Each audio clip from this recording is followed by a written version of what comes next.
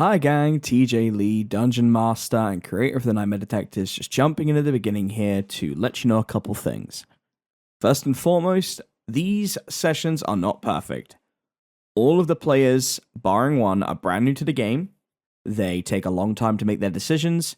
There's a little bit of awkward feeling out processes with deciding what to do and playing their characters. The microphone setups aren't always perfect, so sometimes audio levels will be a little bit more quiet in places than they are in others, just because it takes a long time with the editing process, so please bear with it. You'll hear some audio tearing due to the setup I had at the time, but overall, I am a big believer in organic gameplay, so I don't cut out much, mainly just the out-of-character breaks we have in the middle, and some just metagaming things. Otherwise, everything from the session is pretty much preserved, barring some pauses. We will likely get demonetized for the music we use, so if you want to support us, please consider checking out the Patreon, where we put up these sessions early, and we have some other one-shots on there as well. I want to give a big thank you to our entire cast who are in this, which is Chewy, who plays Jimmy, Trevin, who plays Jericho, Peach, who plays Dahlia, Spirit Voices, aka Luce, who plays Callista, Flebs, who plays Flebs, and Amy, who plays Margot. This game is only special because of the people that I play it with, and any of you who either love D&D and Monster of the Week, or play it, or DM it, know that a game is only as good as the players within it, and that is the same for a DM. I am so blessed to have these people that I play with who took a chance on me back in February, and I want to make sure going forward they are always thanked and they are always the center of what we do, because there is no Nightmare Detectives without my crew. Thank you very much, and enjoy episode 5, Fear the Old Blood. With the benefit of storytelling, we are able to step outside the momentary the situation of horror that is in front of you. Right now, as you face Vicar Amelia and those prophetic words from Wendy ring out, "My sister," we are transported through the magic of storytelling to another world, to another reality within the Hotel Inertia. We are transported to a very unassuming, very simple cul-de-sac. Every house here is designed to look wholesome, peaceful, and relaxing on the outside.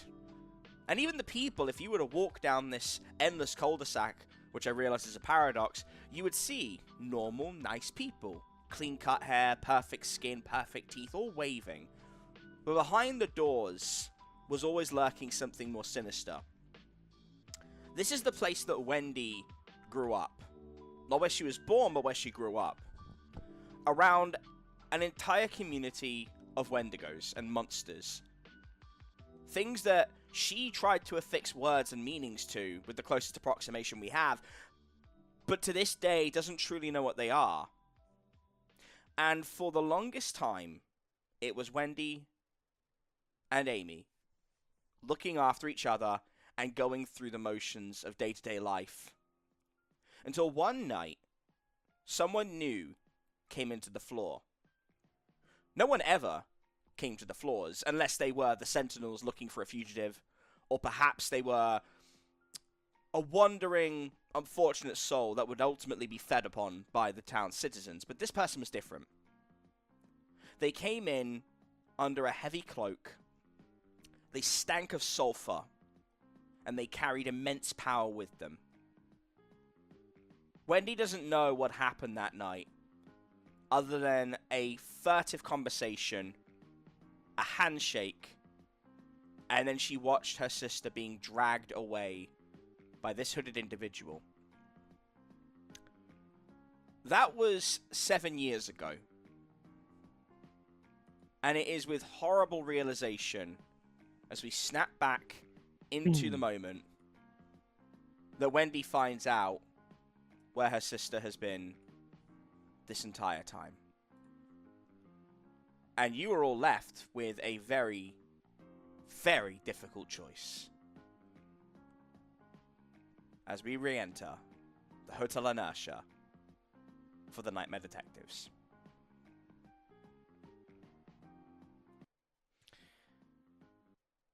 And as the scenery kicks in, I'm going to just rewind by about 30 seconds just to refresh everyone from last week. You saw the visage of a strange individual. Some of you had already met, and some of you hadn't. Who called out to you all on your character, on your decision making, on your very moral fiber. And as he picked apart each one of you, and Flebs stood there telling you all you had to kill him, the clock rang out. And the creature, or the individual, under the white veil, clutching at something unseen, began to transform. It split the skin, its face grew contorted, and it grew and grew and grew until there was no longer a young woman in front of you, but a huge, lumbering, towering beast that's very scream pushes you all back as Wendy falls to her knees and says, "My sister." And now we are in the game and we are preparing for war. So I'm going to put all of you on the map. You should be able to see this now. This is the one I ended up choosing just because it's a bit more easier to navigate. And, okay. You guys aren't going to have a lot of time to plan. Because you have a gargantuan creature in front of you. It is aggressive, and it is being directed by the man Flebs knows as his brother, shrouded up above you. It's far beyond any of your reaches, and you have to keep your attention firmly on the beast in front of you. I'm going to start putting the pieces on the map, and because I know when I switch windows it's going to make me cut out, I'm going to give you all just a minute to discuss amongst yourselves a strategy, but you are not going to have a lot of time. Once the order starts, I will tell you who is kicking things off, okay? Okay. Okay, all right. All right. You guys So go it's right just the ahead. one monster, the sentinel, and the other, the moth person aren't there anymore, or are we? Nope. Is it 3 versus 3? Right now, all you can see is Vicar Amelia. Without like rolling for it, that's all you can see. Okay. Let's see. Well, I guess the most important question is, like, are we aiming to just take her down like we've done before, or are we aiming to actually, like, kill her? Because I assume that Wendy doesn't want us to kill her. I would assume the same thing. TJ, I have a question real fast. Uh-huh, I can answer, but if it starts cutting me out, like, cuts me out. Okay. Go ahead. That's fine. While we're doing this, like, can I use Unquenching Vitality before we get started? Or do I have to wait till we start? You have to wait till we start. Because Okay. otherwise it gives you a bit of an advantage. But you can use it as an action. Okay. I believe that's, yeah. I was just asking. No, it's okay. That's all I need. Thank you. No problem. Make sure I've got everybody here. Yeah, If I use, Uh-huh. I've read about this sort of thing. Will that give me any you could info try. on the monster? Yeah, you could certainly try. Okay. That will be your action, though. So if you do that, you will have to wait again to attack.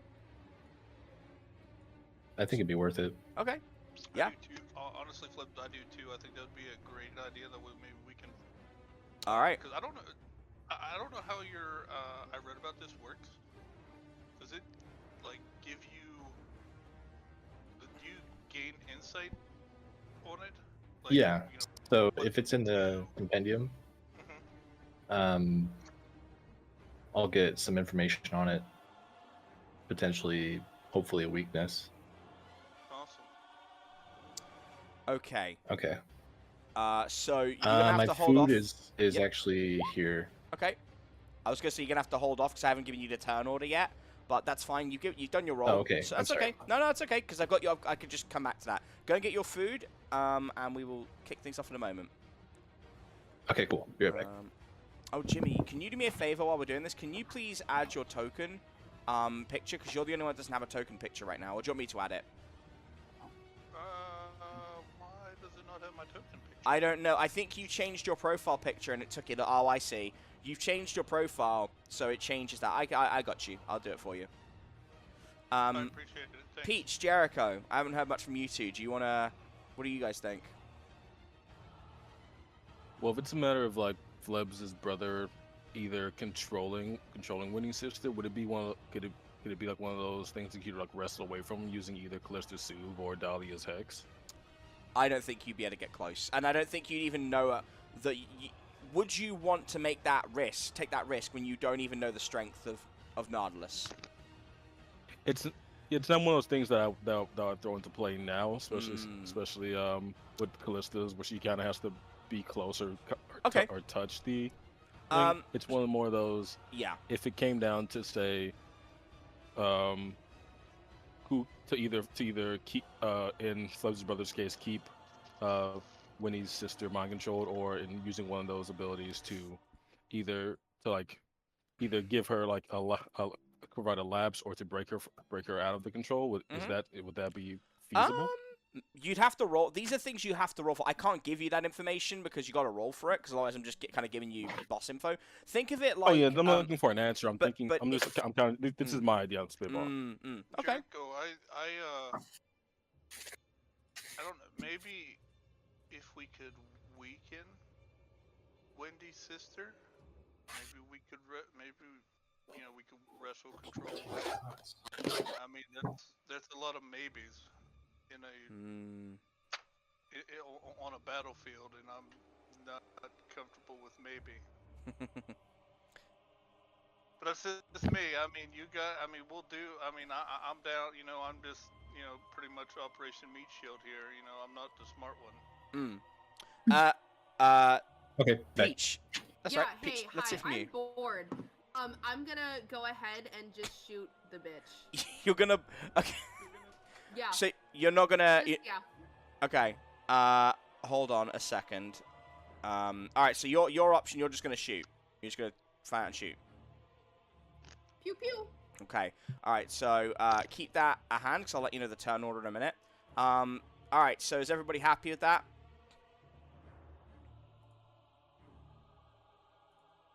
I'm happy with the plan Okay. so far. Yeah. Okay. All right. So the first person that's going to be up is actually Wendy, because Wendy takes a step forward to sort of, identifies what is in front of you guys and goes beyond all of you. Just ignores you, and she walks up to Amelia and doesn't even say anything, just tries to put her hand out, and Vicar Amelia opens her jaws and bites it off, and in doing so, she keeps the crux of the arm before it splits, and then she wrenches like a gator would do and throws Wendy into an adjacent wall, who is bleeding out and is just not responding. So I'm gonna let Dahlia go first. So Dahlia, you're gonna do your gun, roll to kick some ass.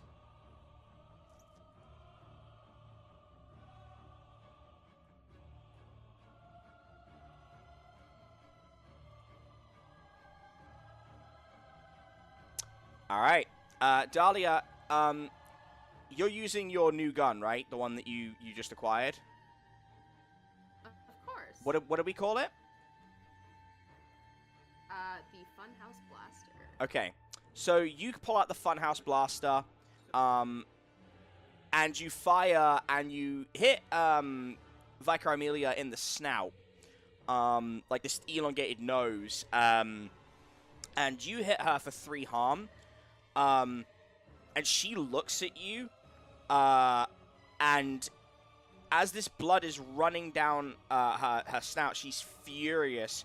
She takes a swipe at you with her tail, and she clocks you in the solar plexus and sends you back, and she hits you for 2 harm. And so you've gone back to the almost like the back of the line a little bit. But you got a good hit on her. Make sure you mark your harm. Next up in the order is going to be Jimmy. Okay. So I'm gonna, like I said, I am gonna use unquenching vitality. Mm-hmm. But I'm gonna use a luck on it Okay. All right.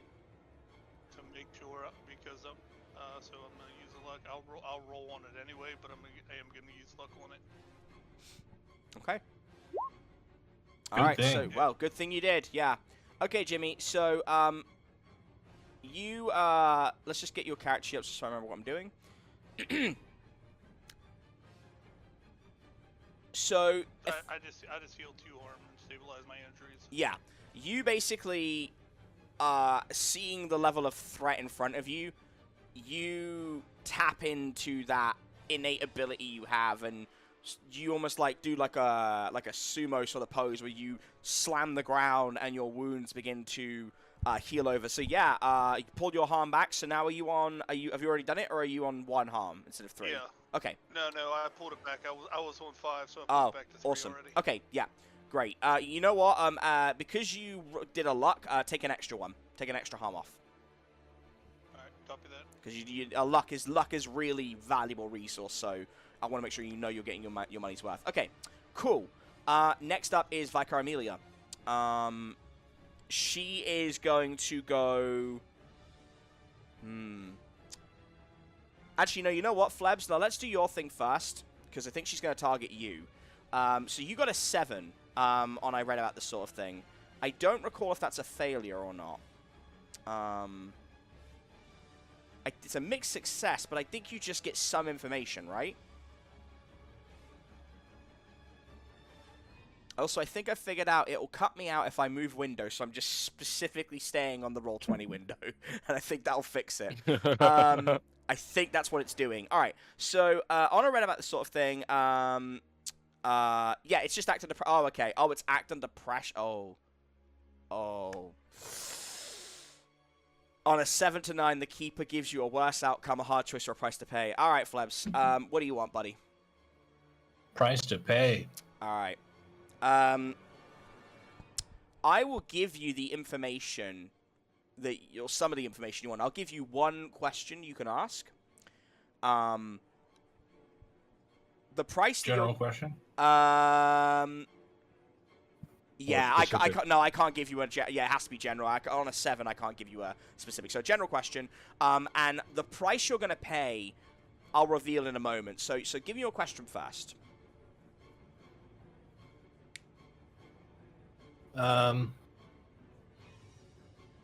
Is that from Read a Bad Situation or from I would have that from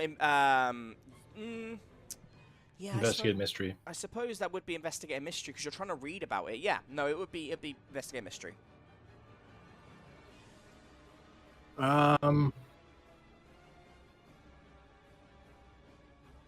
feel like what can hurt it would be redundant. Okay. Maybe not. I don't know. It's your call. You can confer with the others if you want. I'll let you do that on this occasion, given the sort of boss you're facing. Yeah. What do you guys think? I feel like we can damage it, right? Dahlia just hit it. Yeah, Dahlia just Sorry. hit it. So Sorry, the options are from what? Investigative From Mystery. Investigative Mystery. Okay. Maybe what is being concealed here, or what can it do? But I think we'll find that out anyways. So I lean with what's being concealed here is my vote for it. yeah, that's what I'm thinking. Okay. We'll do that. Okay. Probably a good one to go with. Flebs, you flip out the book and you are so engrossed in what you're doing, and the rest of the gang are trying to save their own skin because Dahlia's just gotten mollywopped while shooting this thing in the face. And Dahlia's okay, but you know she's wounded, winded, she's been shot back. Jimmy's just healing. Callista is preparing. Jericho's sort of strategizing. They don't think about you in that moment. And you flip through this book very quickly, and something hits you about this situation. And it hits you at the exact same time it hits everybody else. the church chimes have just rang out again. And you realize it's a countdown. And as these church chimes are ringing out, Vicar Amelia is responding to it, and you see Nardless, your brother, is channeling something. And you manage to communicate this to the group right as Vicar grabs you and throws you up towards Nardless, who puts a single hand on your head before you can respond and simply says, "Sleep." And you pass out. Damn it. You're not completely out of the game. I wouldn't do that, but that is your price to pay. So Okay. you're up near Nardless. I haven't changed his picture yet, but I need a description of him. But yeah, Gives me time to eat. yeah, that's fine. That's why I thought I'll give you a courtesy. Yeah. Okay. So yeah. Next up in the order is gonna be Callista. Okay. Sorry, I was taking notes. Yeah, I think I'm gonna just approach with the my scythe. Okay. So just a straight up kick some ass roll, yeah? Yeah. Okay, yeah, go for it. Okay. Yeah. So how does this look, or do you want me to describe it? You can describe it for this first one. Okay. You walk forward, pretty determined, and you pull out your scythe from the realm beyond. You dash. You start like walking quickly, then you turn to a pace, and you start dashing, and your speed reaches that sort of almost that anime point where you disappear from regular eyes. Really, you're just moving extremely quickly, and you hit it with a slash. And to Dahlia and to Jimmy, it really looks like you were just super quick, and Amelia had no idea. And then you cough, because Amelia grazed you with her teeth, and she took a chunk out of your thigh, and she hit you for 2 harm. But you did hit her for 3. So I think that might mean that I'm unstable now. yep, that's cool.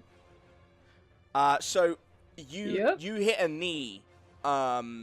You go to a knee, and it's definitely torn into some of the muscle a little bit, but you are skilled enough that you're able to wrap it up, bind it, and sort of carry on. But you do not feel good, and but you notice that Amelia, where you hit her, she is twitching, like it's like a spasm.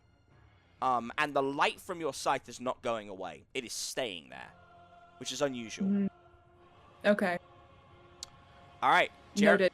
Jericho, Monsieur Branch. Before he was grabbed by Nardless and knocked out, Flebs communicated like the idea, like what he Yes. found out off of his. He like, absolutely what's being did. concealed to us, right? He absolutely did. Yeah. But Nardless is from where he is.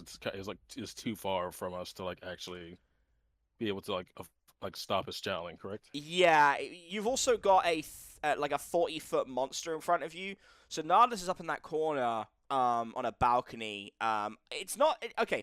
I will say it's not impossible, but you would need to cross a couple of hurdles first. So I'm not going to say, no, you can't do that, because that's not how the game is played. But you would need to get past Amelia, get in range, and then do it. So it's doable, but you would need to do some... You'd have to plan it, right? But you could get to Nardless. All right. Then for the, would it be using like my action in a sense to move instead of attacking, or would it? You or would those be... two different things here? No, because you got to get around Amelia. You know, unless someone else rolls to help out and is willing to take the hit, which I should bear in mind. Callista and Jimmy are fucked at the moment. And, you know... Yeah, no, I'm not able to take any more. Dahlia's okay, but again, if Dahlia takes another hit, she's fucked. So I would say for you, it would be act under pressure. But if you got like a 10 or plus, I'll let you, get more than just getting past Amelia, right? But that would be what you're doing. Because you're basically, think of it like Bloodborne, which is where this character's from. If you're dodge rolling out of a beast, you can certainly go under them or around them, but it doesn't stop them attacking. They will just keep going. but you certainly could get past them. Interesting. Cool. No, I definitely want to go for the act under pressure roll. All right, first, bud. then. Yeah, have you got anything in your... Let's just have a look at your stats and see if we've got anything that's going to help. I don't think so, but I'd like to just check. I don't believe so. No, you don't. Okay. Yeah, go for it. Let's roll act under pressure.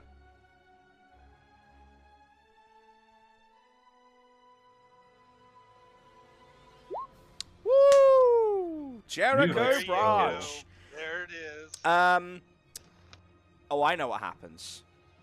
Oh, this is this the time? I think this is the, all right. Okay, all right.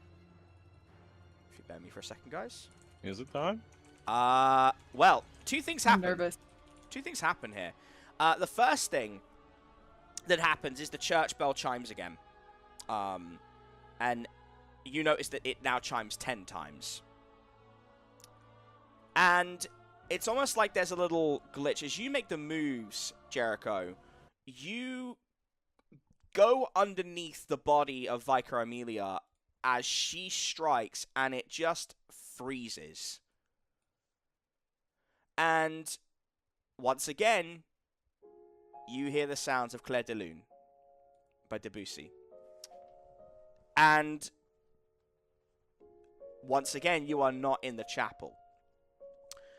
You're also not in that room you were in before, with the long table. You don't really know where you are, and you get the sense that it doesn't matter, as you are greeted by that same voice again. That says, having trouble, huh? Yeah, it looks pretty difficult down there. Your timing is just always impeccable. It might surprise you, Jericho, that I don't choose the timing. You do. You still haven't figured it out yet, have you? You see, every time you are in dire straits, you're in a difficulty, you just shift. Damned if I know how you do it, but you find me every time. This is your doing.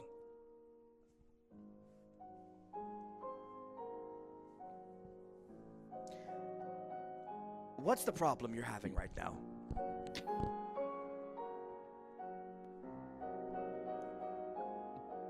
I've got friends.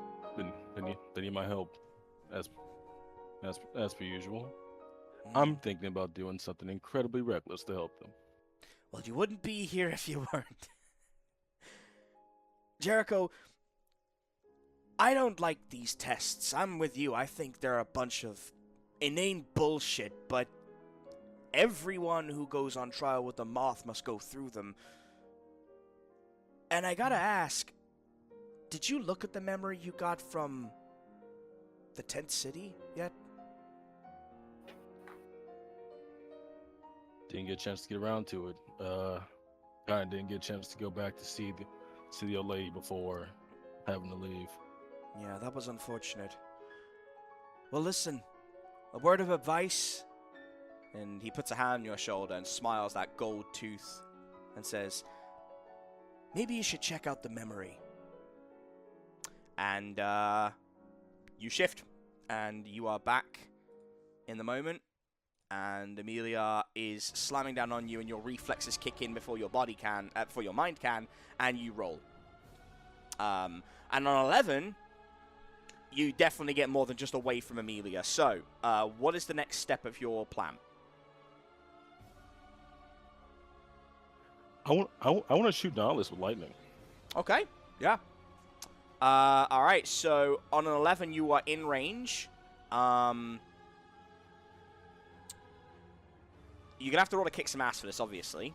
But if that's what you want to do, I'm cool with that. I'm gonna say you're in range and you got an opportunity. If you miss, he might teleport to a different area, depending on the level of what you do. But yeah, go for it, bud. I guess let's kick some ass. Oh no, that'd be roll use magic. Roll use magic. Would it be use I magic or want to say weird? something. Go ahead. Because I shot one of them with the Funhouse Blaster, it has Induced Nightmare on it, so it would make an enemy more susceptible to having a miss, right, when hitting? Oh, would it? That's what it says. Hold on a second. So I'm just, that's good. I just need to figure out how that mechanic works. So you hit Vicar Amelia with that. Okay. Let me get your character sheet up 1 second. Oh, yeah, more susceptible to make a miss. Yeah, no, you're right. Okay, cool. I'll make a note of that. Thank you, Dahlia. Yeah, sorry. No, it's okay. It's probably I think it's a background mechanic anyway. That's why she's not been getting perfects, but I'll keep that in mind. All right, Jericho. Yeah, this will be roll use magic.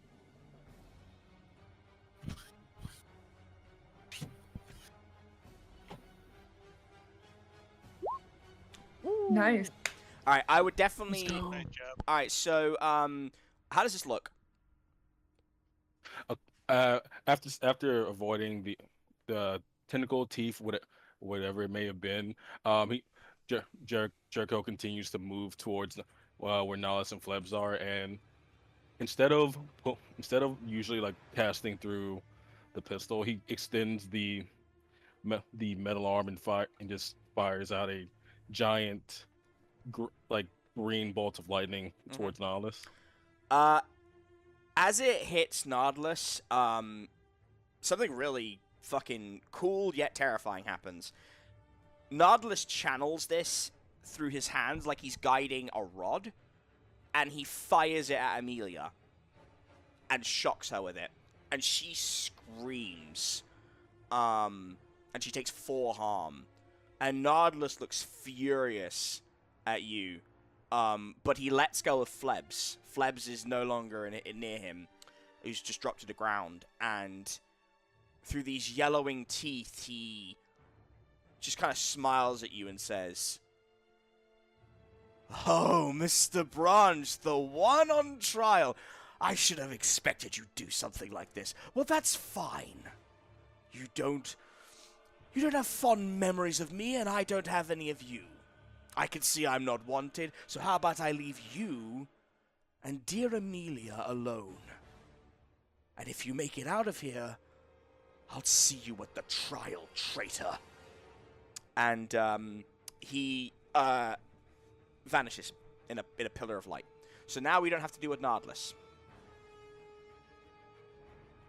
What kind of guys leaves his pet here? What the hell? Good job, Jericho. Flebs will resolve you in a minute. What did you do to these people? We'll talk about it later. I promise. Pinky promise. I would say, Jericho, as well, just for note keeping, keep in mind what you were told in your vision. That's my advice to you. Okay, so Wendy is stirring, and as she hears Amelia screaming, she pulls out her arm, which is a bloody stump, and is trying to get out of the brickwork and mortar that is around her, and she just says, "Don't," and she falls back and collapses.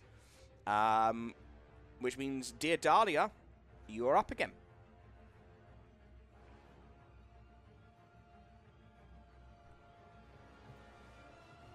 Okay.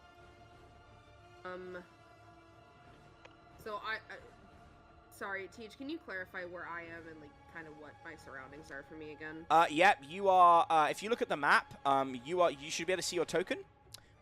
You are just slightly ahead of Jericho on your, actually, no, Jericho was, oh, excuse me, Jericho's over here. So Jimmy, on your side. Yep, Jimmy is currently, like, just stanced and ready, and Callista is over here. She's used her form, which means that you are directly in front of Vicar Amelia. Stuff around you, it's an open, like, court, it's like an open church area. There's nothing for you to use. It's a cleared out, like, area, as you can see from the top-down view.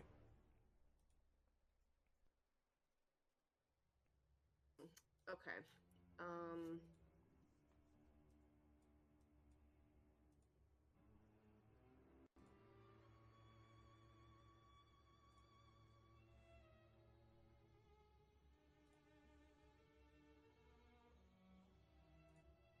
Do we know how much health she No. has left? Or... No, you never get to know that in D&D, unfortunately.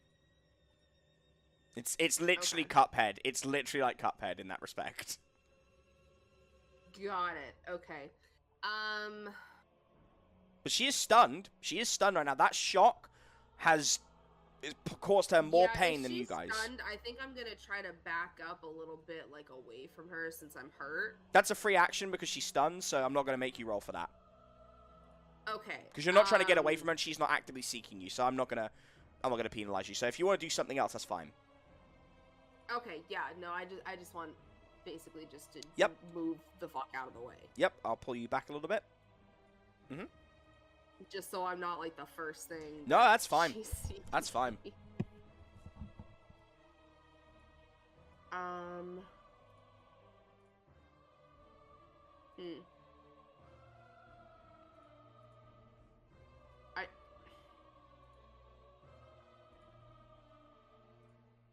Nope. That's all. That's what you want to do? Yeah. Okay, that's fine.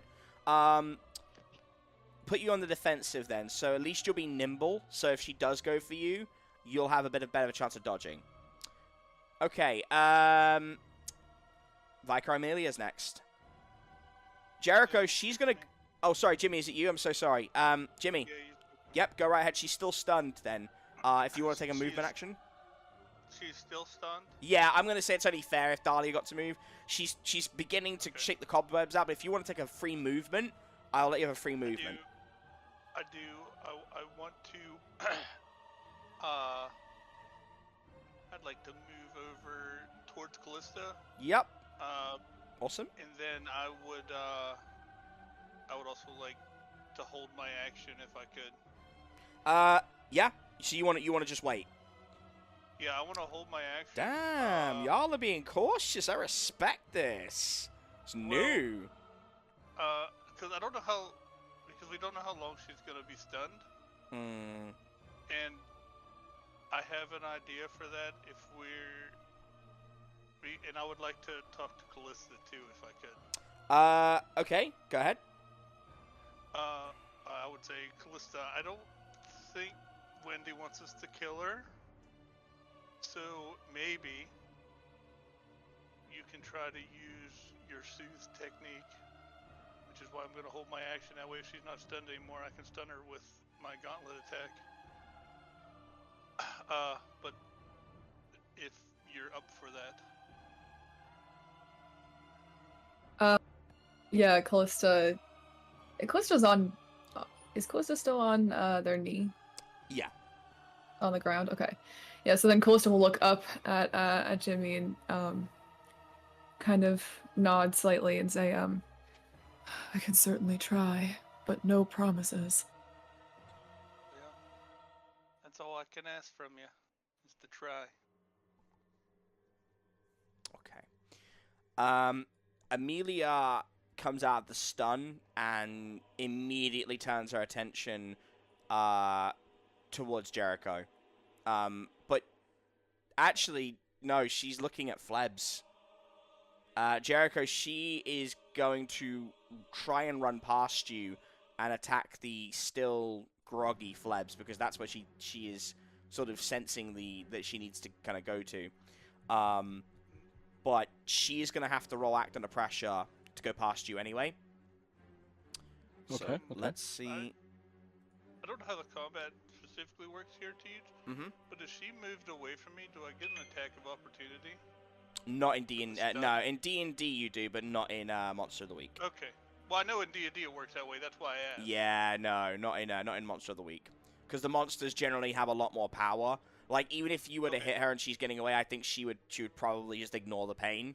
Although she is fucked up. Well, the only reason I was asking is because I have the stun ability on the gauntlet. You That's would why need I to was roll a asking. kick some ass for it. No, no opportunity, but I see what you're going for. Because I was gonna. Oh, that's right. Callista isn't until after Amelia's turn. I forgot.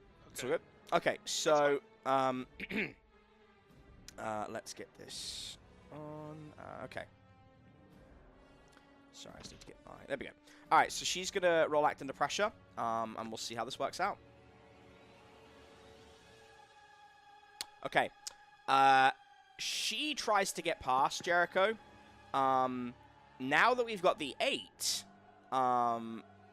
she might get there, but if either you or Jimmy is able to roll to beat that number to kick some ass, you can stun her. Okay. Jericho, do you want to take it? You don't meet, or do we both get the roll, or just one of us? I think you have to decide between the 2 of you. Okay. Oh, Jimmy should definitely take that. Always kick some ass. Oh, you mean? I mean, I'll take it. You know, I'm not opposed to taking it. Here we go. Let's But that's Go why for it, that's basically our version of the attack of opportunity. Okay, here we go. No, Okay. I've rolled exactly the same. All right. So, unfortunately not. So, Jimmy, you go to hit her, and she leaps off the ground and causes a bit of a dust cloud, and she jumps up onto the building where Flebs is, and Flebs, you are just coming around, but I need you to roll act under pressure, bud. Okay. You got this, bro. I don't know. Come on, bro. You got it all day. We'll see. My eyes are closed. Something with the Okay. rolls. God, the Um, 8s, man. I should be. All right, Flebs. Do you want a worse outcome, a hard choice? You've already had a price to pay. Man, I don't know. Hard choice. Okay. You can get out of this, but she is going to take the cryptic compendium and eat it. Oh. Or Does you that can mean that I can't access it anymore? in the way that you do right now, you access it and it triggers the memories in your mind. After this, you will basically need to try and run through them because it's all in your head, but you'll have a disadvantage on your rolls until you can get back to Nell and talk to her. Won't be permanent, but you will lose the book, which would probably not make Nell very happy. It's a pretty sacred book. Yeah. So, but Okay. if you let her do what she's going to do, Flebs, she is going to impale you on one of her teeth and hold you in her mouth. So I'm going to kill you, but that's where you're going to end up. I could have given you a far worse... I'm going to be honest. I could have given you an even worse choice. I could have put Julia in that situation, and I was like, I'm not going to do that. Yeah. But Thank I you. could have. Or I'll give you... Okay, you know what? I'm going to give you a different choice. I'm going to give you a separate one to be fair here. The alternative, Flebs, is that you have one memento of your mother, and Vicar Amelia will have that in... she'll eat that. You'll lose that. So my choices are I'm in its mouth and its teeth are digging into me. You're gonna take 2 harm, and you're gonna take 1 harm ongoing until they can get you out. Which right now, bear in mind, you have no harm, so that's, but it's gonna, in fact, as you know, it probably would be 3 harm, 1 harm ongoing, because she's literally impaling you on her teeth. Or you can roll to get out of the way, but her teeth will grab something else. And I might make you roll for it if you don't know which to choose, but it'll either be the last memento of your mother, or the cryptic compendium. It's your call. You can take whichever. I'll roll out of the way and lose the book. Okay. No, no will forgive me. All right, if you say so. All right, so yeah, you roll, and you roll off the building, and you crash down, and you take 1 harm as you fall about 15 feet. And it fucking sucks. And you watch as Vicar Amelia takes the bag or part of the bag and starts just devouring it as she screams. But you are now on ground level, and you are now in the turn order. So we'll come back to you in a minute. Next up is Callista. Yeah, so can I use Soothe from down here, or do I have to get closer? You need to get closer. If you're on act under pressure to get close, because Soothe isn't a rollable... It's not a rollable move, is it? So, I'm going to say... No, I think... Is it? No, it's not. Nope. I'm going to say, Callista, if you get a 10, you can use... On act under pressure, you can get Soothe. Because that's the... So basically, I read up on Angel Wings and Soothe, and they are very much at the keeper's discretion. And this is the first time you're using it in a while, so yeah. Okay. Well, yeah, I might as well try. I would have, the thing is I'd have to get close anyway to Yep. use any of my weapons, so Right, like yeah. I'm gonna have to do that regardless. Okay. Okay. Well, so Roll act So under yes, pressure. act under Remember, as always, you do have luck as well if you want to use that. I know. I've Little already used one though. You don't need to. I'm just saying. Can I roll to help out? Yeah. Do I have to roll first or just Jericho roll first? Roll to help out. You. I think I would have to roll first. To see You what roll I have. first. Yep. Roll first. Okay. Only one of you can do this though. Wow, Oh, Jericho. shit. All right, so you get a +1 on your roll, Callista. Okay.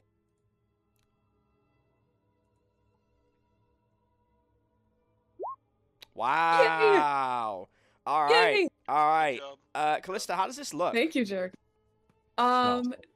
So Callista is currently just on one knee, so I imagine they're gonna have to get up. But they're distinctly not putting as much pressure on that injured one.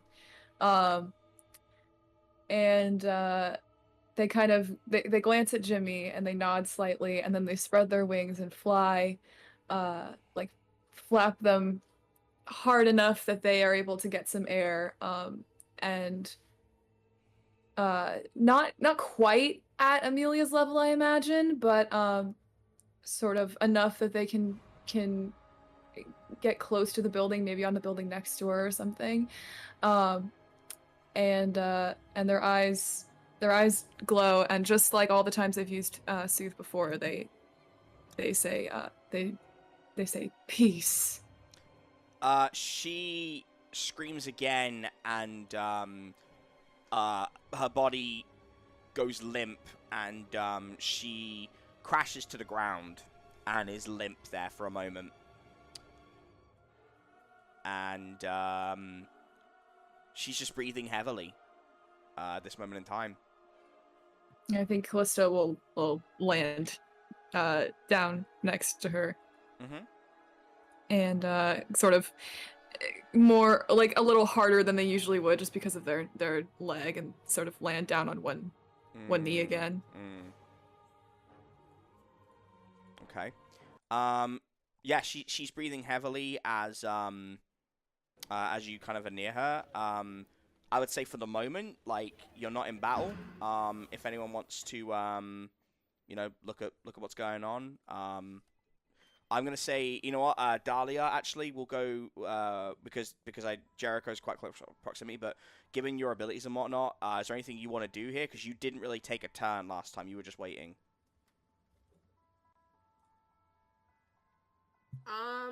Let's see here. So do you need me to paint the scene again for you? No, I'm just thinking about what I want to do. Okay, so she's cooling down, right? Well, that's your assessment of what you've just watched. An angel creature fly up, put a hand on this monstrosity's nose, and say peace. Okay. And they have just fallen to the ground, and they're breathing heavily, like they're sleeping almost. Okay, can I use the sight then? Of course you can. Yeah. To like see where they're sitting. Where they're sitting? What do you mean? Not like where they're sitting, but like mentally, like where. Oh, like, yeah, yeah, I mean? yeah. Sorry, yes, absolutely, yeah. You want to go in their mind? Okay. Yeah, go for the roll. Okay. All right. Unfortunate. You are still heavily winded, and you're just like, no, that's too much. You just like, you have to take a beat. Okay. Jericho. I'd like to go over to Wendy and stabilize her. Probably a good idea. Okay. All right. Roll use magic.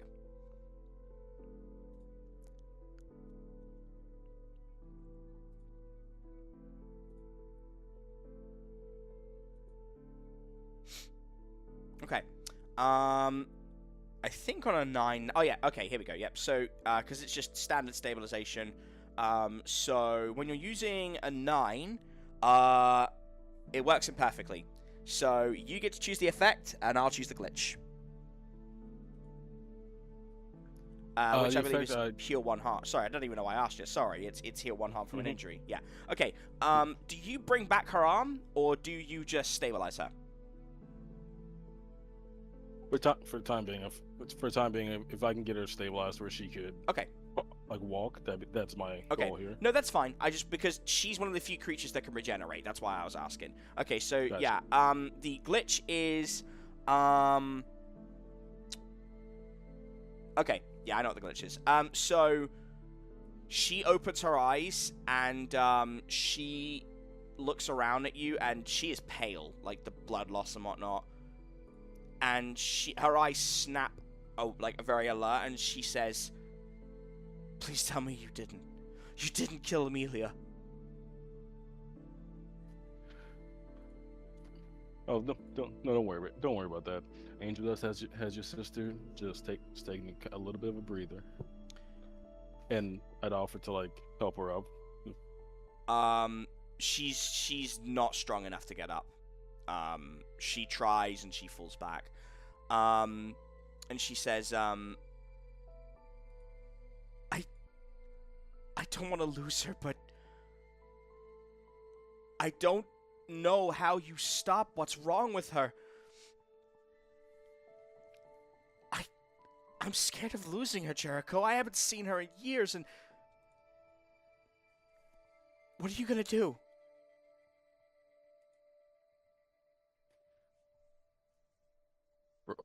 Right now, I'm thinking of us really know we aren't gonna kill your sister if it doesn't absolutely have to come down to it.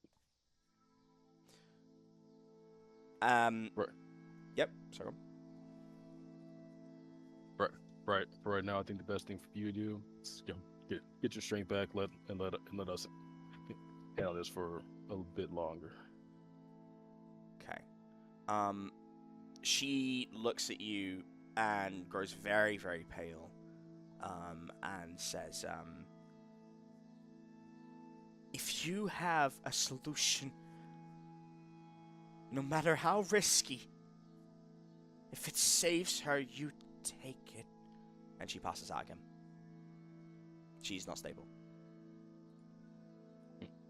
In fact, she is bleeding a lot. But you got enough information. But she is. You are on a time limit with Wendy, I would say. Something within Amelia's... It could be because they're siblings, but something within Amelia's attack is stopping Wendy regenerating.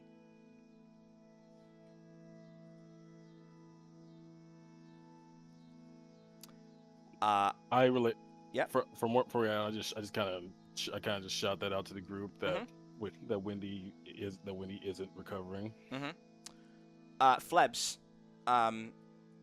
this has been a lot for you, and obviously you are still coming around a little bit when you hear that information. What do you want to do right now?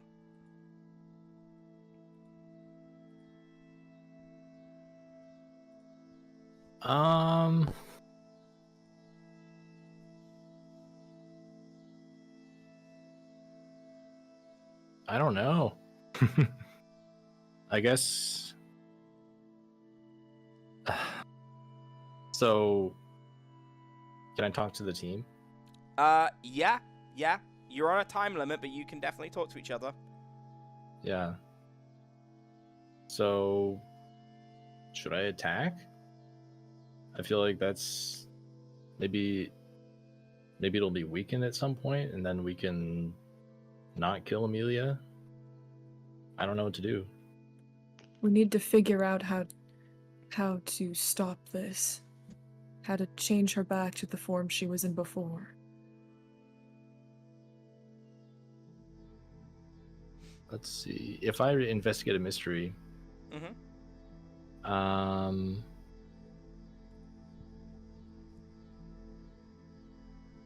I ask what can hurt it in the sense of what can we do to stop it and not kill it? Absolutely, if you get the roll. Okay. Yeah. All right, I'll do that. Yeah, it's one of the questions. I'm not gonna be that obfuscate. Wow. Oh, help me. All right, so Expert. something happens, Flebs. You are thrown back to being a child, in like your mind, like in a moment, and Nautilus is beating the shit out of you, and he looks at you with real malice and says, "Again, try conjuring again." And you can't.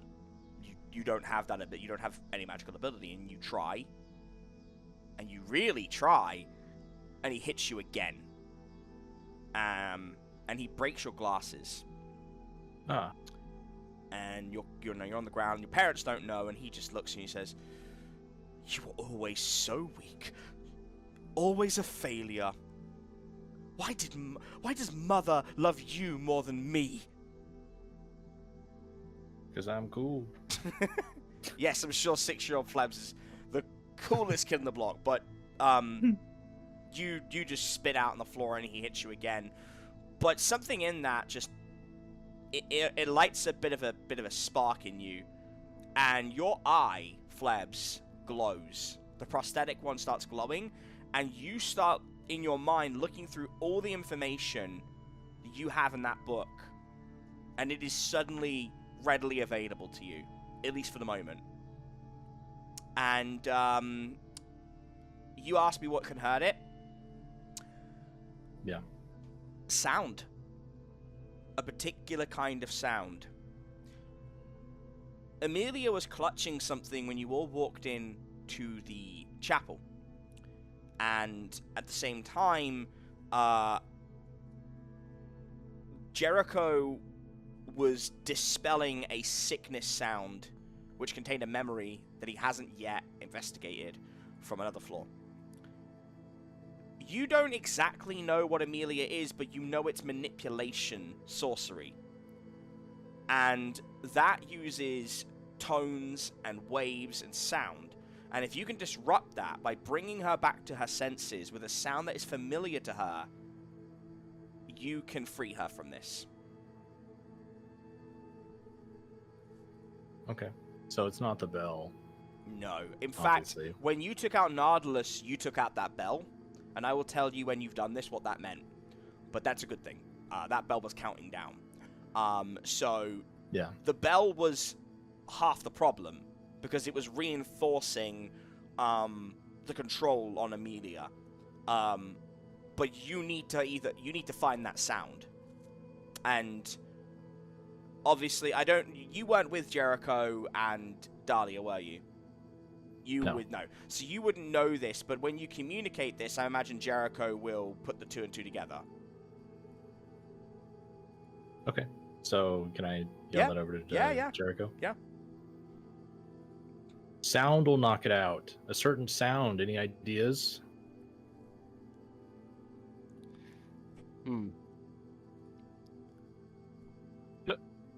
Just a moment. And Vicar Amelia is can- staring while you're having this conversation. She's beginning to get up. And I'd like Chewy to take an action in a minute as well, just so we've rounded out everybody's activities. But Jericho, are you gonna look for that item? Yes. Okay, Jimmy, you are the resident tank. I think you are gonna have to play defense right here so that Jericho has time. As she is getting up, and she is not as strong, but she is trying to regain it, and she is screaming and growling. So I think if Jimmy's gonna rage, it's probably a good time. Alright, well, I guess Jimmy will reach down and take the bracer off Mm-hmm. and go to full-on battle mode. Okay. And can I try to grapple her? Yeah. That would be a. Like- That's normally a. That would, Act under pressure? yeah. right? Well, I was gonna. Yeah. Yeah. That would be. Or, Hmm? well, I don't know. I'm just saying, or I could, or is it, or would it fall under protect someone? Ooh. How about this? I got an idea. How about this? If you roll act under pressure, Callista rolls protect someone, and Dahlia, I'd like you, if you don't mind, to make another attempt at the site while Jericho is searching. Are you cool with that? Really quick, I wanted to say something. So, do you remember how when we were on the sound planet, the tent planet, like, I could hear that shit in my head? Mm-hmm. Did that stay or no? It did. Okay, so, hear me out, guys. Hear me the fuck out, okay? I could use my telepathy and manipulate someone without speaking. Maybe, can I send those sound waves, like, into her brain and see if that chills her out? Once Jericho finds what he's looking for, you absolutely can. So you have you've got a plan. So Flebs has communicated, Jericho is finding, Callista is helping out, Jimmy is defending, you are sending. So you literally have coordinated, motherfuckers. Woo! So this is in real time. So let's go to Jericho first, and then we'll do this in two parts. So Jericho, I want you to tell me what you think this memory or like what you've acquired is. Like, I'll fill in the blanks, but I just want an idea from what Jericho would be expecting. Rummaging through his bag, first, I guess the thought comes through his head, okay, it's a memory thing for me. Is it another bullet? Is it another piece of importance from like a little from something else he might be carrying on his person? Mm-hmm. Then he's having this kind of almost pseudo-youth moments. Like, is it birds? What you pull out, Jericho, is a music box. And Makes sense. do you think it'd be a crank, or would it be like a pop-open one? What do you think Jericho's family would have had? Probably a crank. Okay. You start turning that crank, and we will resolve that in a second. So let's go to Jimmy. Yes. Amelia is reared up, and her hands are now glowing. She's praying. What you see is praying, and they're glowing white as Jimmy takes off the bracer. Yeah. Jimmy's gonna move forward to try and grapple her to hold her in position so we can not injure her more. Uh-huh. Because since we don't know how bad she's injured, but you did say she's really fucked up, so I don't want to like punch her in the face and it kill her. Yeah. So I will act under pressure to grapple her. Okay. To hold her stationary while the rest of my team. You know what, Jimmy? Yes. No, I'm going to switch it up slightly. I want you to roll protect someone, and I want Callista to roll help out, because one of the rolls will protect someone is to hold the enemy back. Is that? Yes, it is. Are you cool with that, Yes, Callista? Yeah, that works. I'm slightly metagaming. I just want to, because I want to make sure you guys get a good idea of what coordination looks like, because you got some tough fights coming up, and I want to make sure I'm giving you some help.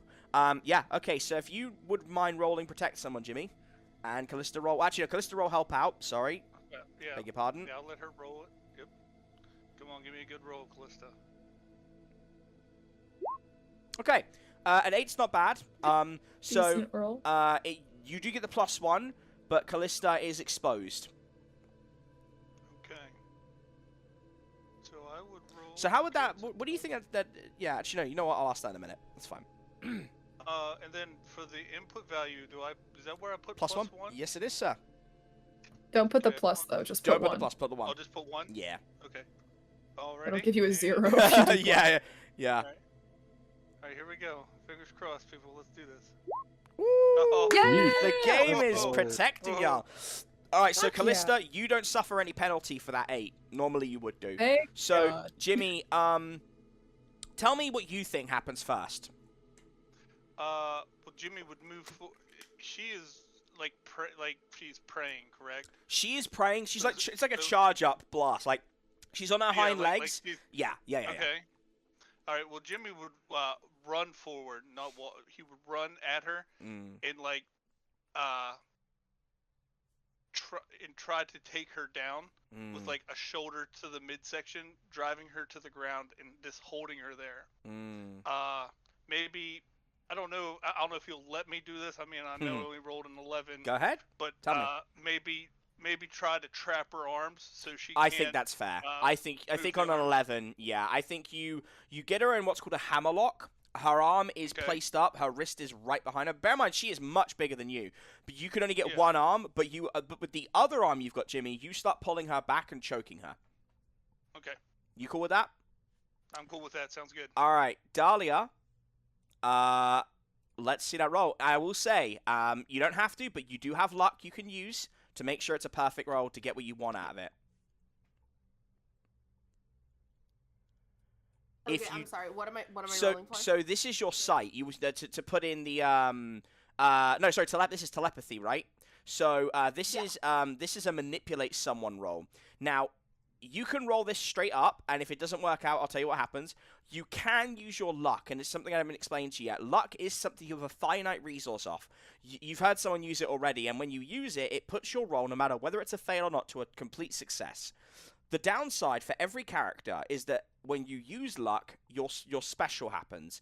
Your special is that your dark side's needs will get nastier, and I choose that at my discretion. But that's part of the story's process as well. You do not have to use luck, and if you fail, we'll move forward with it. But if you're worried at any moment in the game, now or later, and you're like, I can't afford to fail, you can roll for a luck. Okay?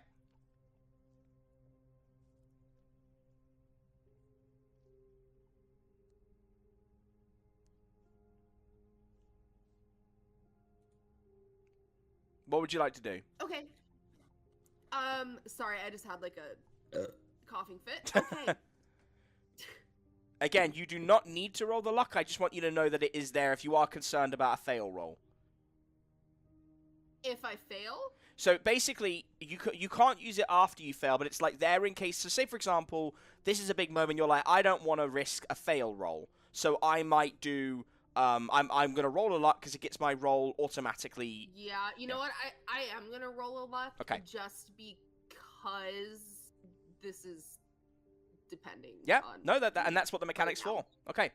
All right, so we will resolve that in a minute. So yeah, you do that, and Jericho, you open up the music box, and a song starts playing. And I want to ask you, at this moment in time, we've talked about Jericho's uncle, right? And as far as I know, there isn't a lot of memory of Jericho's parents. Do you think Jericho remembers anything about his mom or dad? Or not at all? Subconsciously, at this point, I feel like a sentimental connection is maybe something played around the house or some form of lullaby he isn't able to discern right now. Yeah. But he recalls it as it's the same tune that he defaultly started to hum and tune when he was in our first episode, when meeting everyone in Yes. the first Yes. episode, walking towards the tree line. Okay. Yeah, and it Yep. does make him like happy. Mm. He has fond memories of the melody. I do have a placeholder in there, and this unlocks a memory for you. So you start playing it, and it's funny because this doesn't sound the same to you that it does to everybody else. That's the remarkable part of a of the way these anomalies work. But it starts playing, and your memory is not shared by everybody else this time. Perhaps it's the nature of the intimacy of it and whatnot, but it is the very first time you can remember your mother. It's very early in your life. You are lying in bed, and it looks like you got into a fight with some kid. And your mom looks at you, and she says, Jericho, what is one of the easiest personality traits to learn, but the hardest to master? And what do you think young Jericho would say?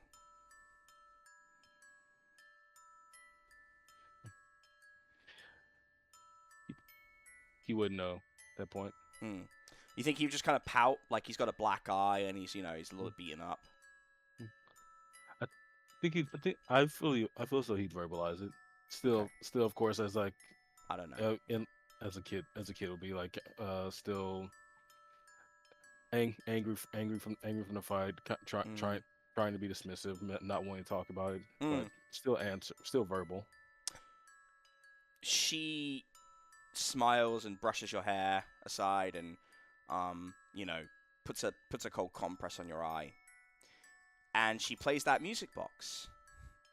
And she says, "It's mercy, Jericho. The easiest thing to learn and the hardest to master is mercy.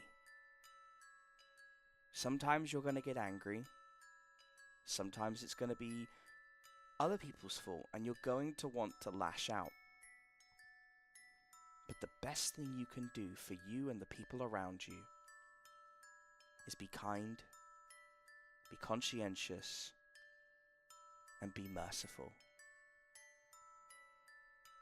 And she tucks you in and gives you a kiss on the forehead and says, "Try and get some sleep, honey.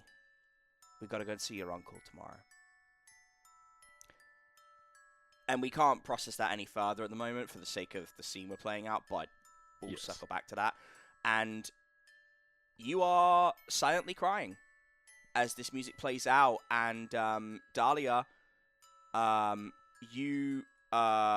if you want to do that roll, it'll be an 11 anyway, but you transmit that song into Vicar Amelia's head, and this monstrosity is screaming and crying and thrashing, and she finally throws you off, Jimmy, not to attack, but just because she's so conflicted. And she goes towards Dahlia, and her right hand is coated in this white flame, and she goes to stab Dahlia through the stomach. And in a blink of an eye, Wendy is in front. And she takes the shot, Dahlia. And her blood sprays over you as she stands there firm as her feet dig into the ground and the concrete begins to shift around her, and she grunts and grimaces as Amelia, her eyes look human for a moment, and she just says through this monstrous voice, probably the same thing you're thinking: "Why?" And Wendy grabs the arm and pulls in the blade, these claws deeper into her gut, and wraps her arms around her sister's malformed arm and says, "Because you're my sister." And you watch before your eyes as this visage, this monster of Amelia recedes. It gets smaller and smaller until it is a fragile young woman on her knees in tears as Wendy drops to her knees and passes out from blood loss. And on the ground next to them is a pocket watch. And Jericho, you don't know it yet, but you something senses in you that memory belongs to you. And say again, Teach. You don't know it yet, but you sense that pocket watch is your memory that belongs to you. Thank you. Well done, guys. You beat your first main big boss. Yay! At this point, after sort of the dust has settled, Jimmy, you grab the girls. I think that's a given. Gently, carefully, as Jimmy is known to be able to. And you all go towards the altar where one of the back areas, like where the wall is situated, has the hotel doors. And the elevator opens up, and Mueller is standing there looking. Actually, no. You know what? It's not Mueller. No, it'll be Wilhelm. It'll be Willie. I don't think Mueller would want to be around you guys in the moment. I think he'd feel pretty bad as you drag in everybody, and he doesn't like say anything. He doesn't like. I think he reads the room pretty well and isn't like over the top. He's just like he looks to all of you, and he just says, "You guys need a break?"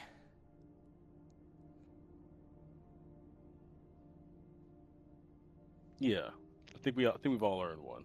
You could say that. Third one. Yes. Oh, okay. Look, I don't. I saw some of that. It's not easy. All right. He pushes the button, and you guys finally make your way back to the Great Inertia Archives, where Endicott and the gang are waiting for you. I grabbed the pocket watch, right? You did. Awesome. Just making sure. But we will resolve that in a little bit. This is your time to have a little bit of a break, like to recuperate your wounds. So everybody, put your harm back to 0. I think that's only fair after what you guys just went Thank God. through. Yeah, no kidding. And Ooh. no drinks today because you already have your stat boost. You can only go to the bar if you want to tell a story. So I'm going to treat this like Persona 5 or basically like a JRPG. If you want to take a character, only one, it can be an NPC or it can be a fellow member of the group, and tell a story to each other. You can do that. Counts as one of your actions, but no drink buffs. Yeah, I think like you've got a few things you can do, but it's not going to be overly complex because we still have quite a bit to go through today. So I'm going to say, let me know what y'all are thinking of doing. And I've got some story beats for all of you as well. So it's been about, let's say about 12 hours. Everyone's had a pee break, got something to eat, had a nap, dressed the wounds. And we'll go around the group, and we'll see what everyone's doing. So let's start with Flebs. Flebs, that was quite a lot for you. Yeah. You lost the book. You've temporarily gained full insight into what's in your head. But the biggest thing was Nautilus was there. What is Flebs doing?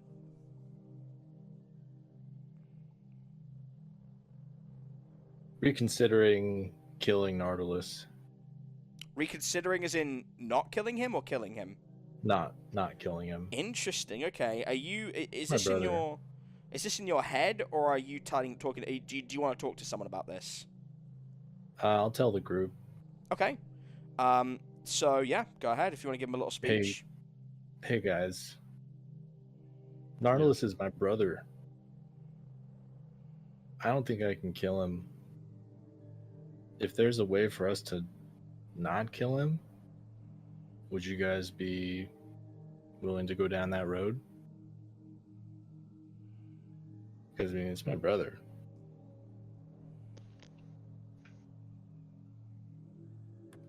Callista glances at the others for a second and then looks back up at him and says, why the sudden change of heart? Well, he really pissed me off when he said that thing about my mom. But now that I've had a chance to calm down, I still love him. He's my brother. I don't think I could kill him. Maybe we can save him.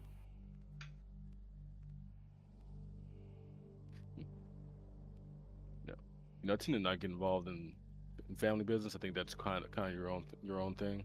But but you're my friend. I respect the member of the group in my eyes. If you don't want us to kill someone, then I won't shoot them.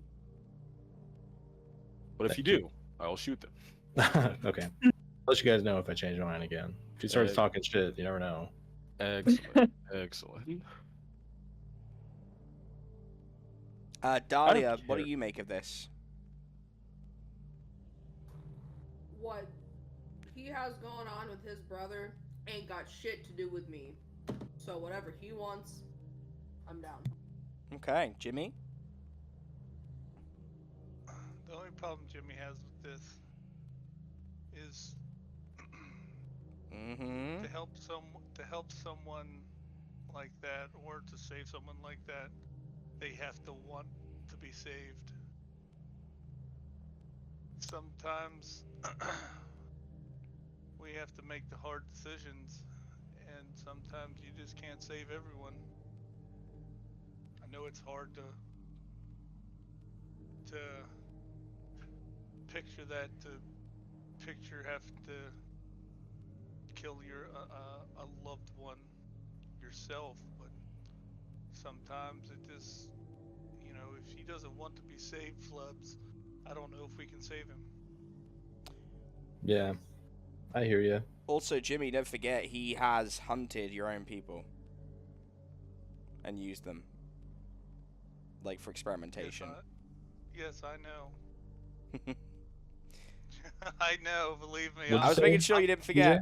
TJ? So Nautilus had hunted some of Jimmy's people way back when, and had used them okay. for experimentation, for magic experimentation. Oh. I'm trying to be sensitive to Flebs' needs, okay? How about this? Sorry, but If we can't save him, let me be the one that kills him. I think that's fair. that's fair, but Flebs, that is a wicked burden to put on oneself. Yeah. I just feel like if he's got to die, I'd rather me do it so that I know it was out of love.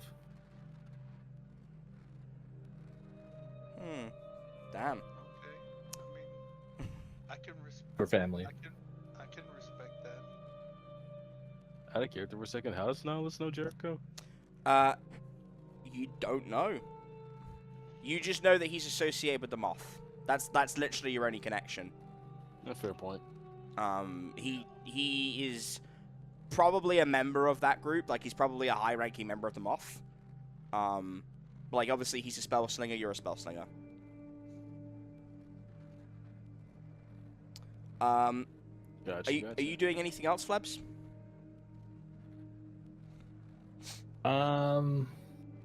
Is the Gashapon nearby? It can be. My worst enemy. If It you want can to, be. yeah, you want to do the Gashapon, bud? Okay. Yeah. About you see Mr. Sticky, huh? Yeah. I mean, hey, there's nothing wrong with Mr. Sticky. Teach out Yeah, yeah. here. Uh-huh. Do we know, like, as a group collectively, that Flebs lost the compendium? Nope. Because only he knew that. Why don't you I guys can go tell see me? Mel Do right you now too, do you right? think you would see it? I don't know. Do you guys think you would see that in the middle of that fight, or do you not? Well, if he keeps it Isn't it inside of him? yeah, I mean, well, Yeah, he it is. Yeah, but he has the hard copy of the book though too, correct? Nope. He Okay. let Amelia That's what destroy the- it. Yeah, I understand that, but would we know that? That's what I'm asking. Do you guys think in that fight you would have seen it? Callista flew up to the building to Yeah, but to soothe her, so Yeah, but that was after the whole thing with Flebs. Like, she charged, he rolled out of Yep. the way, and then Callista would have flew up there. Mm-hmm. So, I thought there'd I be a don't call know. for Flebs to tell us. I'd say Flebs probably. No, here's what I'm gonna say. You saw Flebs get out of the way and she ate some of his things. You wouldn't know it was the book. There's no way you would know. Okay. Back Yeah. in character then. Okay. That's all I needed to know. Okay, so, alright, looks like it's Gashapon time then, alright, let's do it, and I've got some Gashapon music. oh, you're not on live anymore. Oh, well that's a problem. So you didn't hear, wait, did you guys not hear the music box theme? No. Oh, that's No, fine, we we'll did go back not. to, that's fine. I really wish Discord would tell me it does that, that's fine, you'll hear it again in a minute. This is our Gashapon music. Alright, Flebs, give me a, oh, you know what, Flebs? Give me a tough roll. Okay. Can I go see Nell after this too, or? No, you can't you can't get Okay. out of the hotel. You're not able to right, leave right. until it's done. Yeah. You can tell her when it's over. Oh, buddy. Oh, Well. Damn Okay. it. So you Welcome to the club. All right.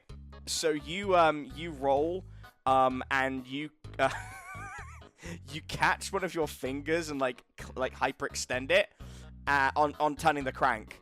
And as you do it, you pull it away and you make the Tom and Jerry scream, and a sign comes up that just says "Big Weenie, Big Weenie, Big Weenie." And you do not get anything from the gosh one. I'm so sorry. Damn it. You got a 4. I can't do anything with a 4. Nothing for you, I'm afraid. If you got anything, it would be okay. useless. So yeah. Oh, actually, no. You know what you got? No, I know what you got. No, all right. You know what? You go. It pulls the sign away, and you're like, all right, I'm fuck this. I'm not letting a gush upon me. And you do it again. It gives you a little mini version of the Cryptic Compendium as a charm. Oh. Just to remind you of your failure. Damn it. God damn. Who knows? Hey, nice, maybe Flebs. Now you have 2 of them. maybe Actually, maybe the charm will be helpful. Who knows? I don't know. Okay. Now's a good time for me to tell the group, right? Maybe wait until you're going back on the elevator. They're all probably doing their own thing, so we'll Okay. remind me when we go back to the end, like the elevator. You can tell them. Okay. Let's go to Dahlia.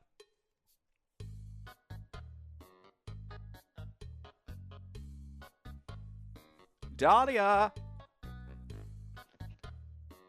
we lost her. Okay. Hi, Oh, I'm so sorry. How can I help you? It's my God. it's your turn. What do you want to do? Fantastic. Quick recap. Sorry. Recap of what? What am I doing? Well, okay, so you're in the Haven. You're in the archives again. And you've got a little bit of free time. So you won't get any like special drinks this time round. Obviously, you've healed your wounds. If you want to talk to anybody and like provide some conversation, like if you want to talk to Wendy, who's resting and healing, like after what she did, you could do that. You could go and talk to Endicott. You could go and talk to Mr. Sticky, or you can go to the Gashapon. Can I go see my homie, Mr. Sticky? You can. Okay, so, yeah, you walk over to a little area which it's marked as, it's marked as, bizarrely enough, erotic fungus, and, there's a chute, like, right next to the books, and it pops open as you walk past, and Mr. Sticky just kind of waves, like, oh, and just, like, kind of, like, waves a little tentacle at you. Hi, buddy. Oh.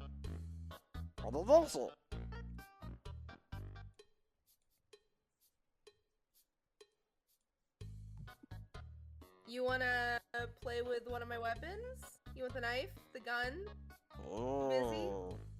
He just did your gun. He's like a toddler. He is totally not interested in your gun.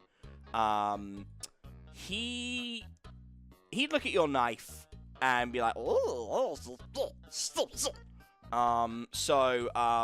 yeah, he'll take a look at your knife. Give me a, what would that be for Dahlia? Well, you're charming him. See, give me a charm roll. You're trying to appeal to his better judgment. Although you did speak to him like a dog. Okay, got a 9. Yeah, he takes the knife, and he like spins it around his hand pretty deftly for someone with no bones.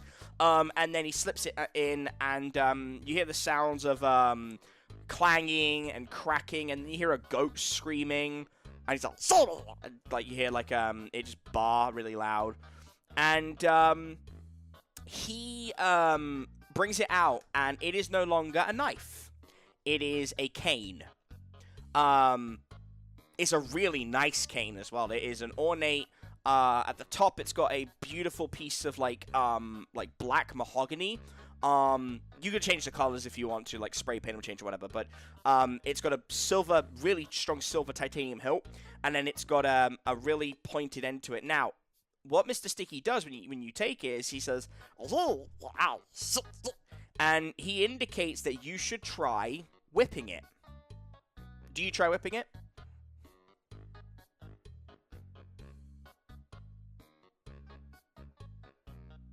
The tension is killing me, Dahlia.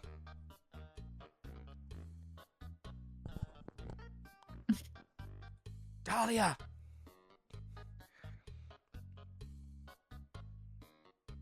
I think we lost her. We are never gonna know what this game does. Dahlia! Come in, Dahlia! I wrote to Nene instead. Alright, well, we will have to pause. I don't know what's happening. It might be an internet thing. We'll pause that for a minute and go to... let's go to Chewy. Yes. What are we doing? I don't know. I'm pretty sure Jimmy's just gonna sit in a chair and reflect on everything that he's learned so far. Not just Yep, about internet. what he learned from Flebs' brother, but also on what he's learned in his ability to be able to control himself while he's angry. Okay. Did you want to speak to Wendy at all while she's recovering? No, I think I'm just gonna reflect Yeah? right now. Okay, no problem. Kinda, just sitting there, not really, especially with like the stuff, because Fleb said he didn't want to kill his brother, and now I gotta think of how I'm gonna beat this poor man without killing him. Okay. That's fair enough. All right. So, Okay. Okay. We'll come back to you. Oh, I think Peach's internet died, so we'll come back to Peach in a minute. All right. Callista.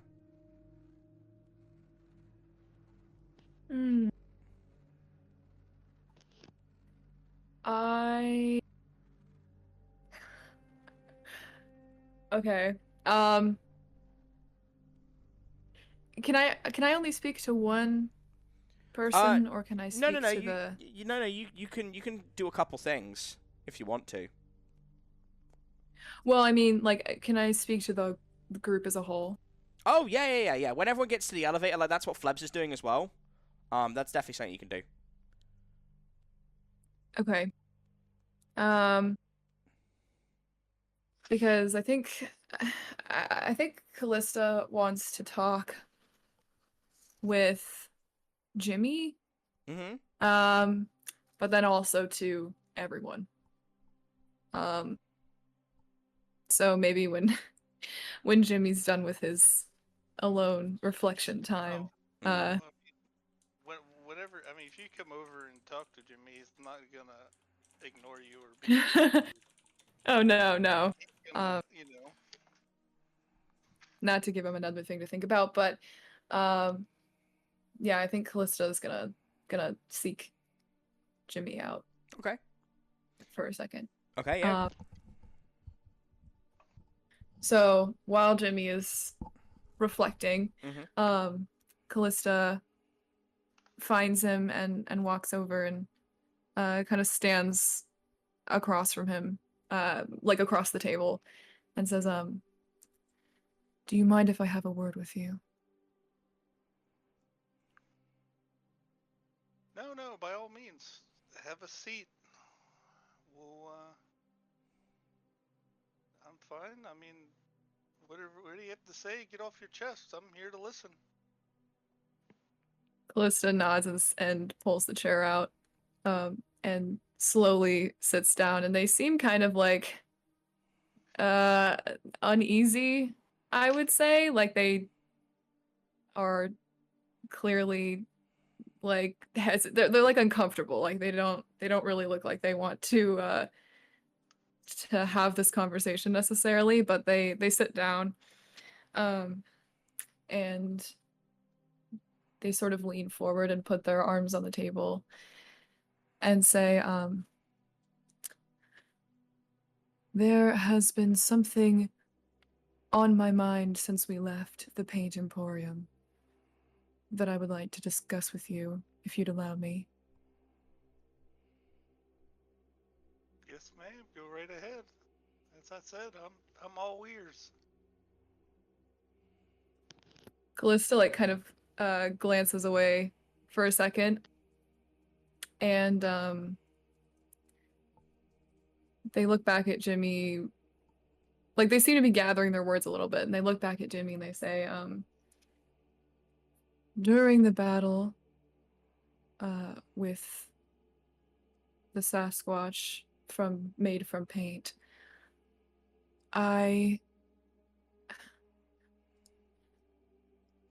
wanted to apologize to you for freezing. There was something. They kind of like look down. They're clearly having trouble like putting this into words. And they say, there was something that distracted me. But had you not made the move that you did without my help, and something bad would have happened to you or to anyone else in our group, I fear that would have been on me. And that is unacceptable. And I apologize. Jimmy will lean forward, put his arms up on the table as well. Not exactly mimicking Callista, and he would look at her and he would say,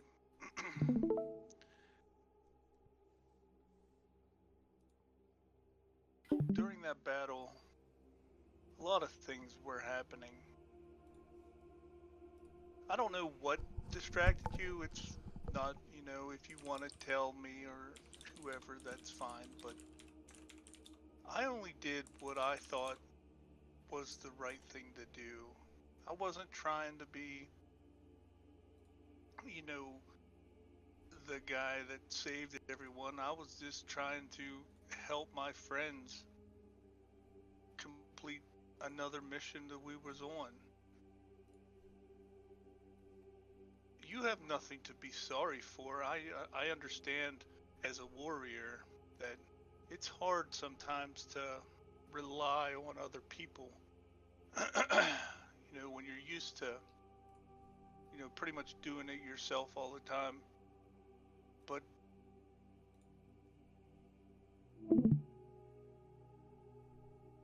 we are all equal. We all don't, no one has to carry the majority of the load here. We just want to be able to come back here, relax, have a drink, even though, right now we can't, apparently, but... You can have a drink, you just can't get any special drinks, that's all. I misunderstood. But there's no reason for you to feel guilty about freezing up in battle. It happens to veteran soldiers all the time, freezing in battle, so there's no reason for you to be sorry. And if you're, I can tell this is hard for you to try and, to apologize. Well, not to apologize, but to admit that you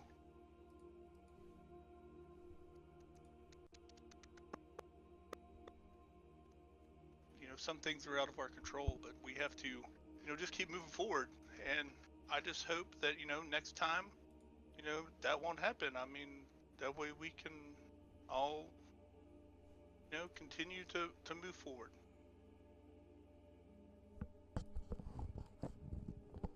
Callista keeps keeps their eyes down at the table while Jimmy's talking, and when he's done, they look up and their eyes are kind of glassy. And they manage like a small smile at him and say, I would like that to keep moving forward. That's all we can do, is be in the here and now. So keep your chin up, and let's see where this adventure leads. Thank you, Jimmy. You are quite welcome, Callista. Do you do anything else, Callista? It's a lovely scene.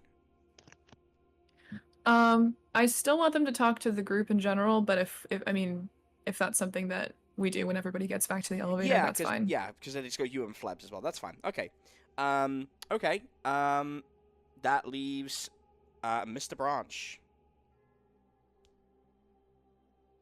Kind of sitting at like one of the library tables. Jericho's there with Wolf and Saint, kind of just staring at the pocket watch. Okay. Just kind of silently thinking to himself, what should he do now? Should he seek counsel from Endicott again? Should he just hang out at the bar?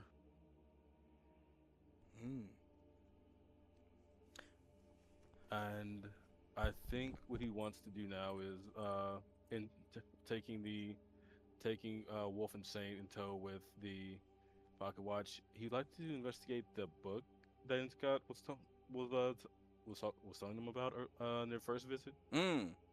Okay. Yeah, sure. So do you want to go speak to Endicott? You say it again. Do you want to speak to Endicott, or do you want to go off on your own? Currently off on his own. Okay, yeah, sure. Yeah, you can go walking for it. I would say you're probably gonna have to roll to investigate a mystery, if you wanna, or are you taking it from Endicott? Are you just directly taking it? Oh, if I have to get it from Endicott, then I'll definitely approach him about it. Yeah, because if I'm not, am I right in thinking you're gonna? This is my own terrible memory. Did Endicott have the book, or did he say it was here? I could have said it was here. I know I'm going off the options here. Is talk to Endicott and read the book, or look for the book with two different options. Okay. Given to us. I'm gonna say that he has it. He's found it for you just to kind of save you a little bit of trouble.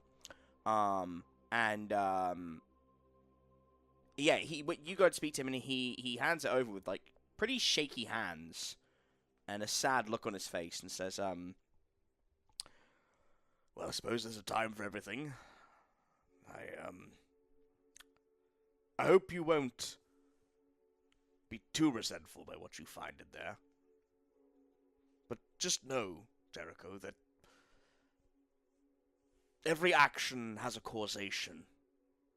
One of the first rules of magic is knowing that what we create has an antithesis, a destruction to it. There's a reason and an answer to things, even if it doesn't seem that way. That's strange. I don't remember much, but this form of counsel from you feels familiar. Thank you, Endicott, for always looking out for me. He gives you a really sad smile when you say that, and his lip trembles, and he says, it's quite all right. It's actually not the first time, but that's a conversation for another time. If you don't mind, I have some computer dust that needs huffing. And he shambles away, and he's quivering. He gives you the room, or the area you're in. And I'm guessing you start reading through it. Yes. Okay. So I'm going to give you some information, and you're going to have to roll for some others. All right. The book is a list of experimentation logs by the Order of the Moth.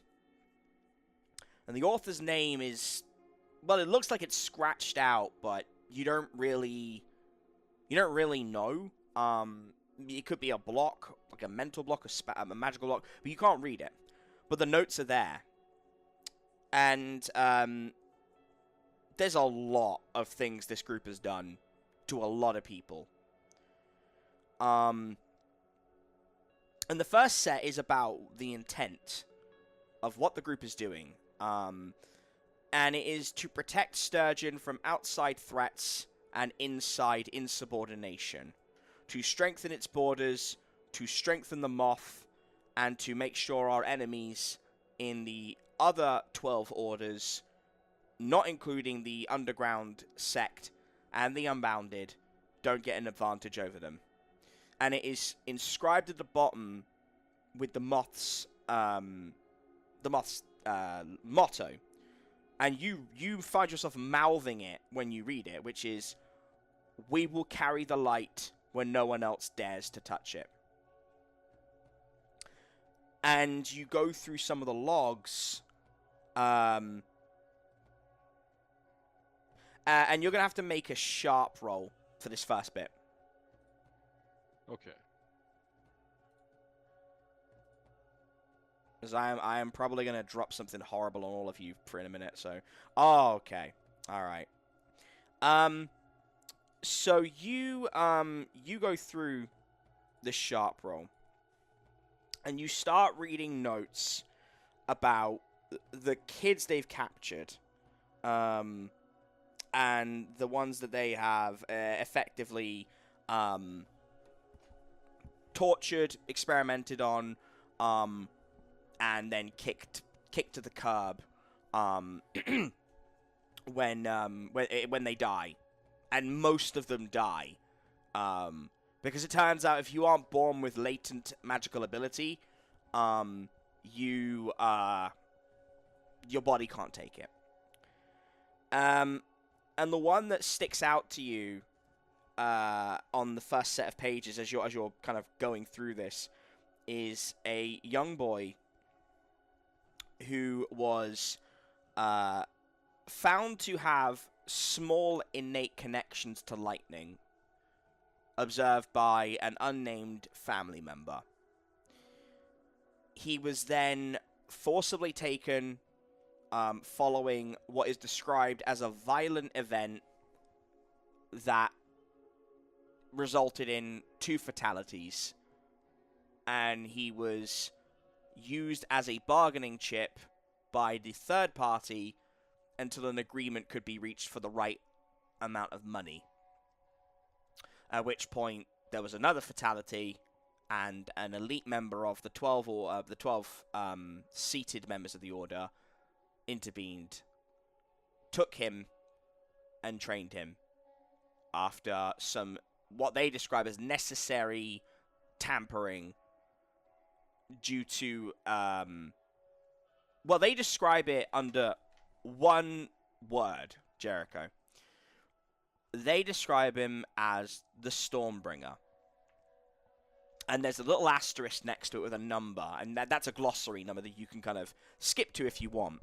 But they then mark that the next 15 years was a series of further tampering, experimentation, mission structure that one day culminated in a choice which fractured the group and led to the experiment leaving.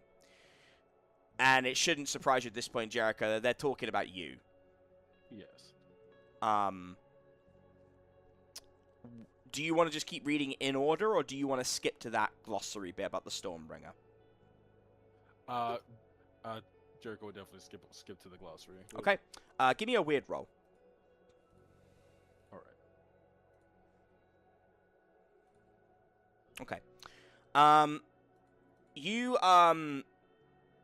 can't read everything on this page. It is a little bit too complex, and there's some redacted content that with enough time you could certainly glean. But for now, you don't have that time. The Stormbringer is described as one of the elementals that has always been fated to return to Sturgeon. They inhabit the bodies of innately gifted individuals, not just humans, but any creature that they can find that fits their criteria for that element. And when certain members of the elementals come back, they're known as the fractals in this world, just to sort of make it a little bit simpler. When the fractals return, it is a signifier that a great change is coming. Because they only come back when there is a threat large enough that needs them. Very much, I guess you could think of it like the Avatar in that sense. But the Stormbringer is a bad omen. Because it's clues in the name. You wield lightning. You wield a force that, no, it is not as overtly destructive as, you know, the Earth with an earthquake. It's not as all-encompassing as water with a tsunami. And it's not as violent as fire with volcanoes and wildfires. Lightning is specific. It is targeted, and it is far more deadly. And the moth, whatever they found, it's been marked as redacted by order of the Grand Chair. And you just know that you are designed to bring a calamity with you and to leave with one. But that is the name that they gave you.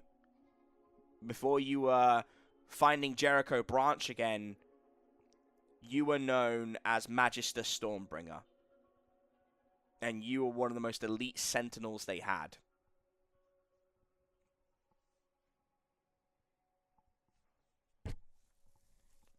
And I just had to recite that from memory because my document wasn't working. And out of character again, the way the 13 Sentinels work is are they bodies that move on their own without like conscious souls, or No, they have conscious souls. It's a contingency as part of the moth that they're basically, it's like I would think of them like hard light projections, or like tulpas is probably the word I'd use actually, meaning clone. Oh. Okay. So every member of the Sentinels, the reason they don't stop and the reason they can keep going like that is that their actual bodies are sleeping on the 13th floor. And they could just keep going and going. You are the only Sentinel that is in the position you're in. Like, you don't really know if you have a body on the 13th floor. It's something that you probably aren't really wanting to think about. But certainly when you face the Chandra, the reason she could just keep going was her sleeping body was in the 13th floor. You could have broken that body down to it just being a head and it still would have carried on. That's what made them so dangerous. Outside of the hotel, though, they are just as mortal as anybody else.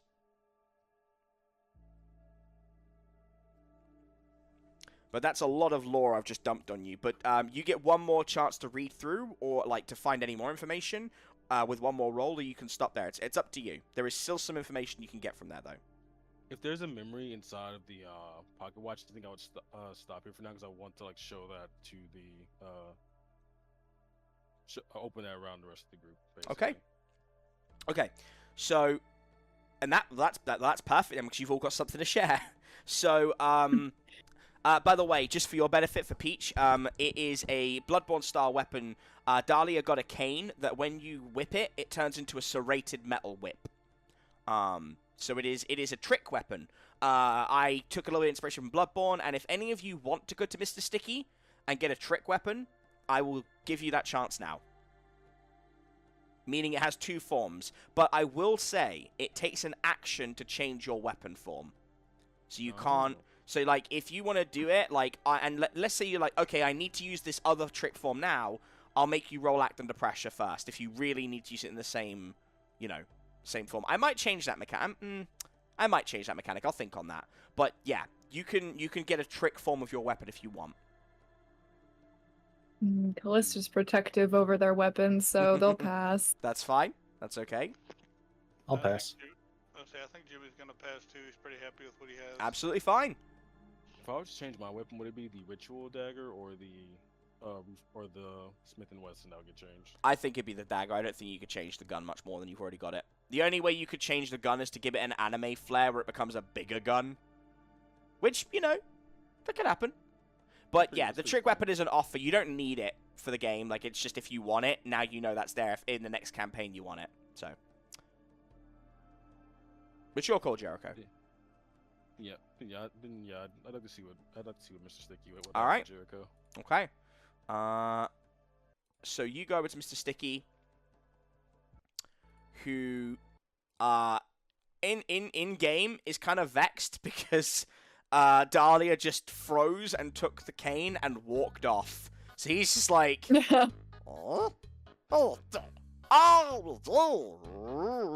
he kind of like holds his tentacles out like he's like doing a spooky with his hands, and then he says, oh. Is that him acknowledging? Yeah, he's acknowledging you. Yeah, he can't. I mean, again, like, you know, if you really think hard and use magic, you could speak to him if you want to think really hard about it and like use your magic. Otherwise, his way of acknowledging you is oh. I understand. Hey man, that's my favorite magical blacksmith doing.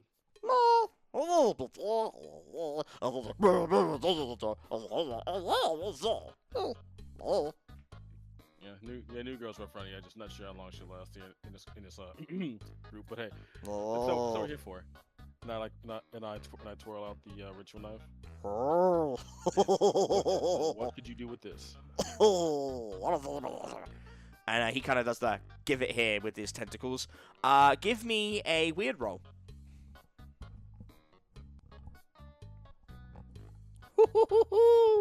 I think I know what he does with it. Jericho, what kind of weapon do you want before I tell you what I think he does? I think Jericho is still in the business for a close range weapon, as sometimes his magic is either too dangerous to be used at close ranges, or is just not in a favorable spot. Okay. He would, if there's a way, he could also like. This is gonna sound weird for him to also use it as a foci at sometimes, like he does with the gun. Okay, I got an idea. I think it's a Sabimaru, which is a very specific kind of Japanese blade imbued with poison. But you can imbue that with any magical properties, and it allows for very deadly close range. So that would get you, that'll take that takes you to 2 harm. Make sure you make a note of that on your weapon.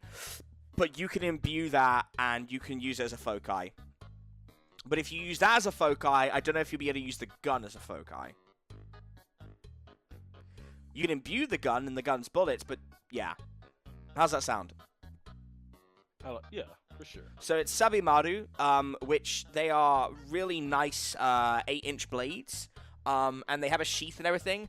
I could make it a full-on samurai sword if you want, but Sabimaru allows you to get in close and get out. That's the only difference. It's your call.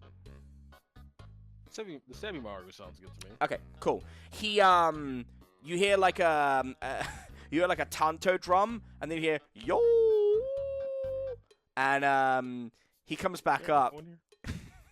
He comes back up, and he's just like he's wearing a bandana with rope on the back of it, like a traditional Japanese tanto drummer. And he's like, I'll take it to the boss, and he hands it to you, and then he just bows, and then just the chute just goes shut. Thank you. Confused, Jericho says, "Thank you, Mr. Sticky." ... Drama, I think. He just said, "Drama." That's it. Okay. What just happened? Yeah, Mr. Sticky might be sticky do. Sorry, go ahead, Chewy. No, I'd say not to correct you, Jericho, but it would be Dono because he is Jimmy, you speak Japanese. a little bit here and there. I was going to work there, so I was picking up. I was taking some. Domo. Yes. That's funny, but I asked you that question in character. Yeah, does I know, Jimmy and speak it? And I answered it out of character. I'm sorry, but yes. He's just old. That's right. Jimmy's old. He can pick up languages. Yeah. Is everyone Well, I happy was with that? doing Oh, sorry, go on, Jimmy. I out of character. Mm-hmm. The Samurai, they was doing some reading on that. Man, you know, it has water dragon ties. If you were if any of you are interested on the stories and lore of it, That's cool. I'm just letting you on. It's a divine dragon called the Sekura dragon in Japan. Someone So, knows. You know, I'm just letting you guys know it could get crazy with his freaking sweet weapon. Make a note. Does anyone want to do anything else before you get back on the elevator? Obviously, you're all going to tell each other your stuff. But is there any other actions outside of what you were already planning to do? Not from Jericho. Nope. No. Okay. All right. I don't think so. All right. Let's go to Flebs first. Not Flebs. Is it Flebs? Yeah, Flebs. So you had something you wanted to tell everybody, right? Was it you or Chip? Yeah. Yeah. You go first, Flebs. So when I jumped away from, I forgot her name, monster, she Amelia. took a chunk out of Amelia. She took a chunk out of my bag, and she ate the book, the compendium. So, yeah, I still got the stuff in my head though. It's just the book is gone. Jericho's eyes kind of go wide as he kind of just like darts back, looking at Callista and Jimmy. Yeah, Callista looks right, like, he's doing the exact same thing. Yeah. It was either that or let it bite me. So. Well, you should have took the bite like a man. Oh, back to this. Back to this. You gonna fucking beat him again? No, God I'm not gonna damn. beat it.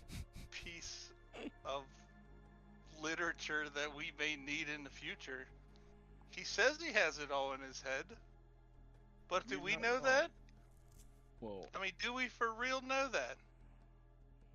I mean, because every time he's had to do something, he's always taking the book out. It's not like he just stood there magically staring off into space and was like, oh, this is what we do. No, he had the book. Now, what do we have? We have the guy that says it's all in his head. I'm love sorry, Flebs. Flebs. I'm not meaning to be an asshole, but No, that's all right. Is Yeah. there a way we can get it back? Well, I'm probably gonna go see Nell. we have to go see Nell. Couldn't Wendy's sister like shit it out or something? Amelia's not Good- even good here. point. Like, Amelia is that she's gone. She's not with Wendy. You actually don't know where she is. God damn it. And It seems I don't that know the if I want book to. I don't know if I want to introduce poop mechanics into the game. So It seems as if the book, we may risk readability by that route. I do see where he's coming from, though. He already is one of the people who had like a giant chunk of meat missing out of them. Probably doesn't want to re-experience. Yeah. okay. could always talk to Well, Endicott no- though, guys. well, Just, no, just no, throwing no, it out there. Love Fleb's like a brother, but I admit he should have gotten bit this time. I'm just saying. I mean, I give him a little flick. He falls down and's broken for like an hour, and now he has a chance to, be a man. And what's he do? Roll out of the way, gets the You are compendium, the eaten by most some crazy monster. unapologetic attempted murderer I've ever met. There was no attempt. I don't attempt murder. I either murder or I don't. There's no attempting. Well, okay, and we have this thing called There's no manslaughter. gray which means, area. like, well, yes, there is. It's called manslaughter when you accidentally almost kill someone or kill someone. No, it's really manslaughter. And you never accidentally kill someone. You always kill someone on purpose. I don't know who's been lying to you about this accidental stuff. Where are you getting these perceptions of how killing? Callista, say something to them. Let's just like watching you guys go back and forth like a fucking tennis match, and it's just like And she's I Yeah, all my murders have been intentional, so I don't- he's on my side. I win. Don't forget. Two to one, I win. that being said, Flebs is quite fragile. I don't know if a bite from Amelia would have gone very well. He would have been fine. Gotta get Constitution somehow. Well, I did take a Almost. punch from you, Jimmy. I know. So I mean, see, I'm just I'm trying to still help walking. you. I'm just trying to help you be stronger. See, that's it. Next If time, you I'll really- let it bite me. Yeah. Don't I'll do take that. the blow next time. Don't forget, you guys do have Don't take Endicott the to ball talk next to about the book. If you wanna, like, I just throw that out there, but like, you can talk to Endicott and potentially probe his mind for stuff. But that's probably the only person you could really talk to at this stage in the game about it. We can't probe his mind because Dahlia's not here. No, as in, you can. I mean, you can ask him. You smart motherfucker.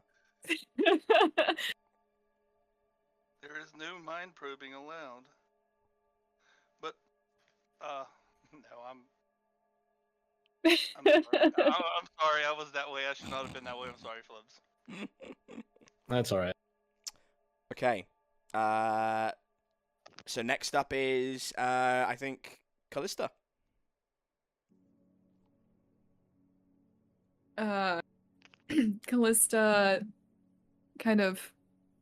Callista crosses their arms and looks at the group and says, I also have a matter that I would like to discuss. Back in the Paint Emporium, while we were fighting, I saw something that distracted me from the battle. And they glance at Jimmy, like, acknowledging that this is obviously what they were talking about earlier. And they say, I feel as if I should relay it to you all. Because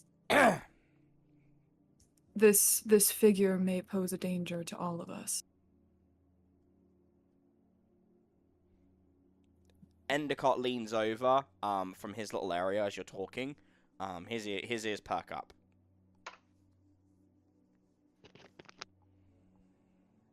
What I saw was, well, what I would describe as a demon. In a suit and horns, and he made me an offer that I could not refuse. And they kind of glance away slightly. I nearly did not. But I was warned ahead of time by Lady Death that were I to accept this figure's offer, terrible things would become of it. Things that I could not take back. And thankfully, this time, I was able to resist, but I fear that if this figure returns, it will be more difficult. And if he approaches any of you, I want you to be aware that not only are these deals impossible to achieve, but they would bring about the destruction of all of us and Sturgeon as we know it.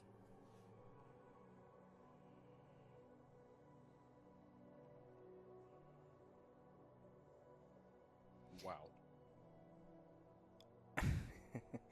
While you are talking, and I'll let Chewy and Flebs say something as well, but Endicott is making a beeline for you, Callista. He is walking straight towards you, and he has a very wild look in his eyes. But Flebs, Chewy, do you guys want to say anything?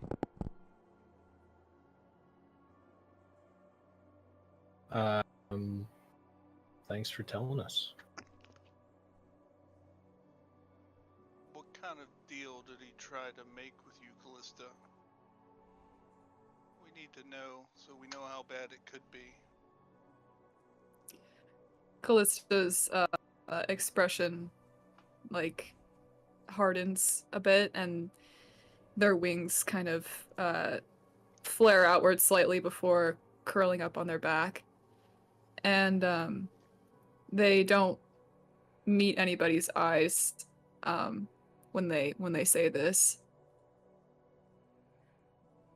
He offered to bring back someone that I have lost and cared very deeply about. But Lady Death told me this would be impossible. And she is more aware of the circumstance than anyone else. If she says that this feat could not be achieved, I have to believe her. And they do look back up for this part, glancing at everybody. I also saw from her a vision of what was to come were I to accept this offer. Endicott And looks it in front of involved- you and he says, "They died, didn't they?" Callista presses her lips together and nods once. Endicott Yes.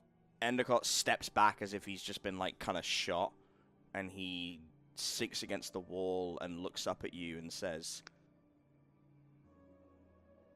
You are wiser than you realize for not taking that deal. My child, you were visited by a gravedigger. They've come back. That's what unites you all. Each one of you has lost someone. That's... my goodness. Callista's not wrong. Each time it will become harder, but you must not take the deal. Whether it means returning you home, bringing a loved one back, returning your memories, it does not matter. If you give in to them, it will be death. Everlasting death for us all. You can't fight a gravedigger. You can't reason with a gravedigger. You think the moth is bad? Oh. The moth is but it's an insect flying around in the face of a sleeping giant that only needs to so much as look and breathe to eliminate it.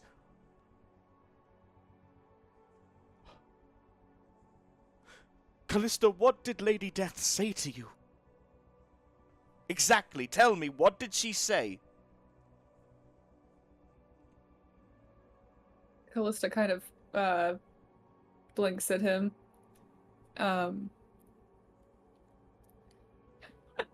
Me furiously pulling up my notes really quick. You basically already said it, to be fair. Yeah, just she said that if we were to accept this deal, it would destroy everything and everyone.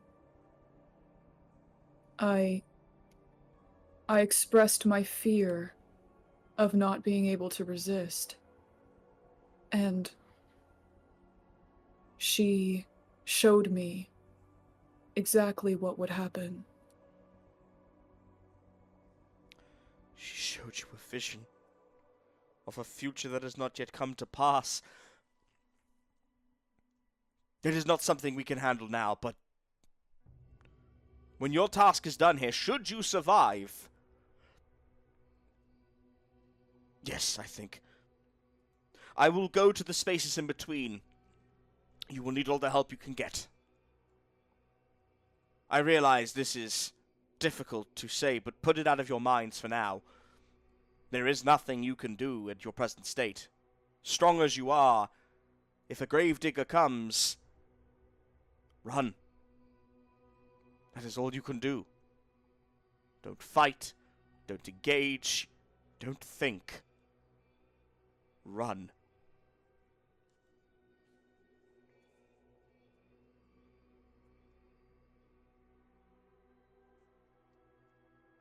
Callista nods and looks down at the ground, and their wings are kind of ruffled with this realization of what she actually saw.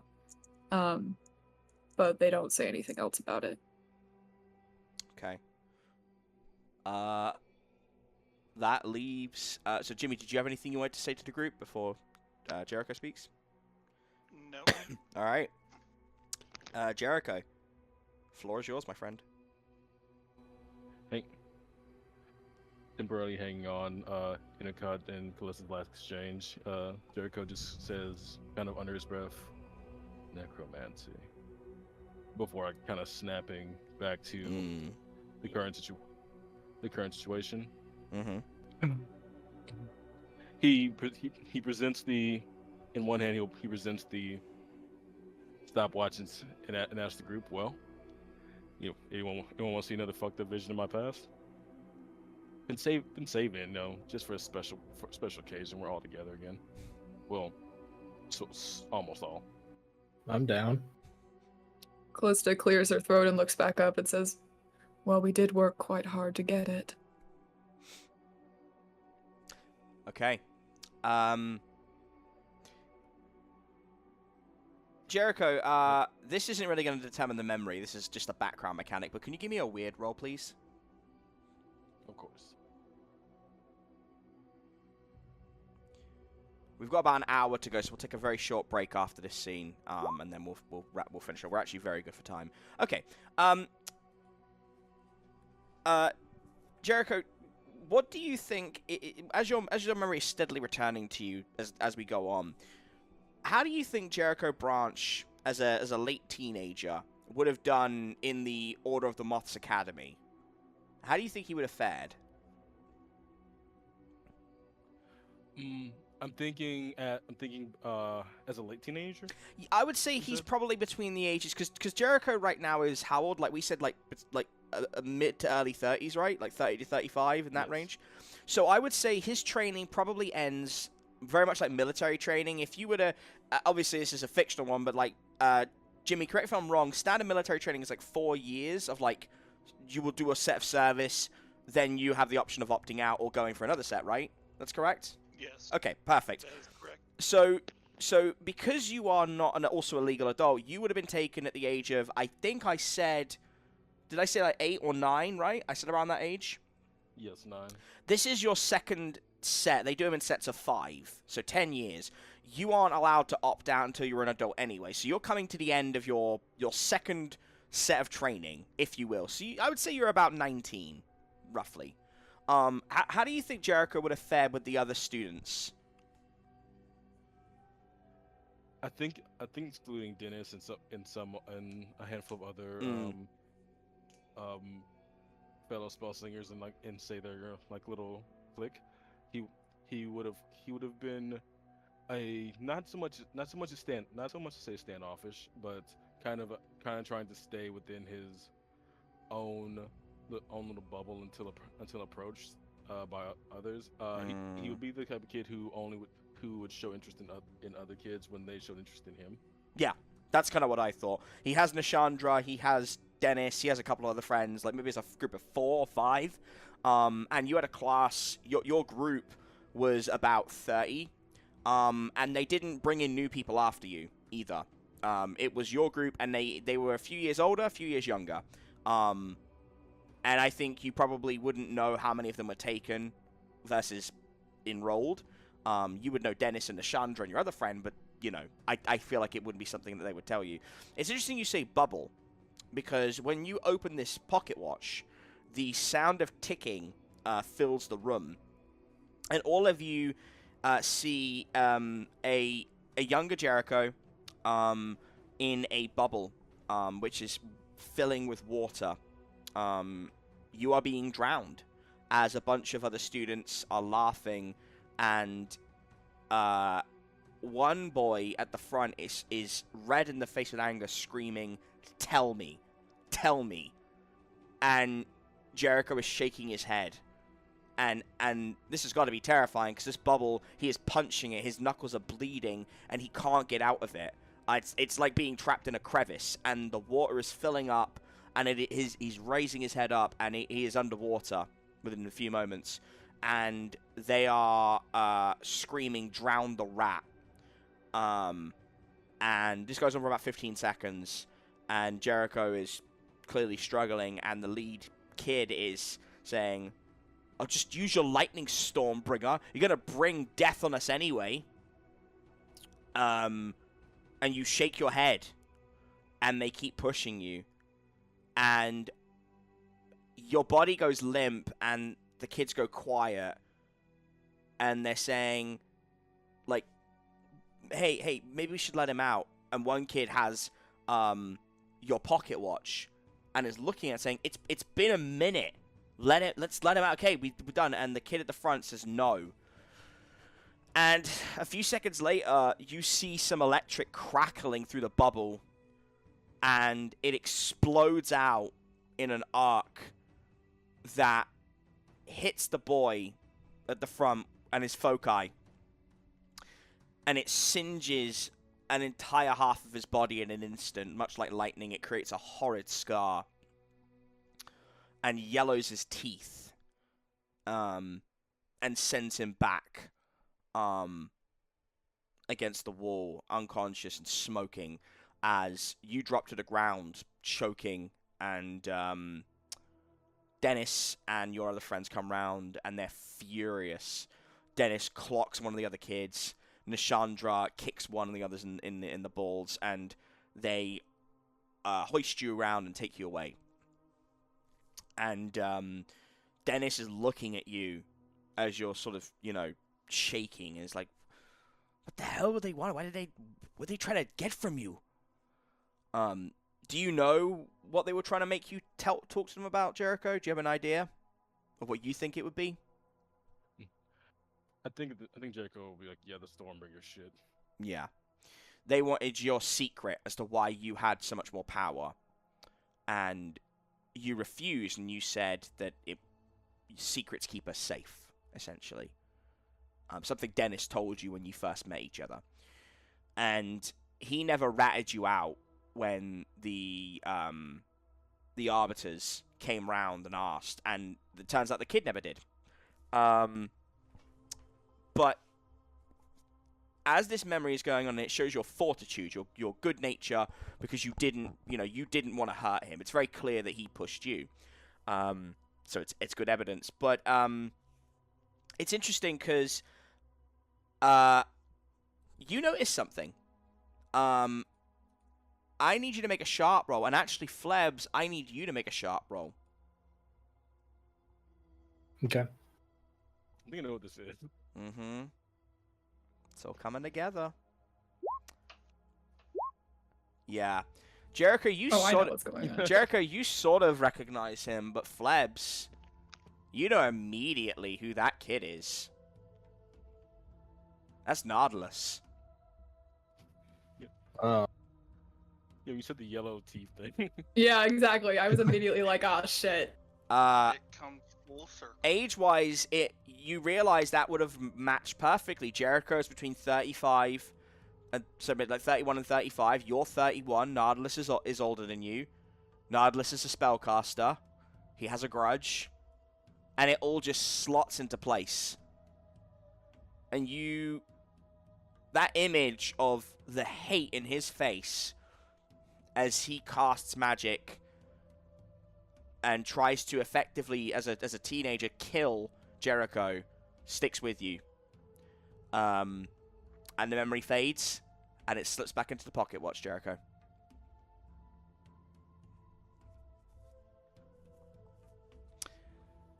Besides what actually happened there, that kind of nice seeing Dennis and Nish before they were. Well, before Nish was trying to kill us, for sure. It's almost wholesome. Almost. Flebs, do you say anything to that? I think we're gonna have to kill Nautilus.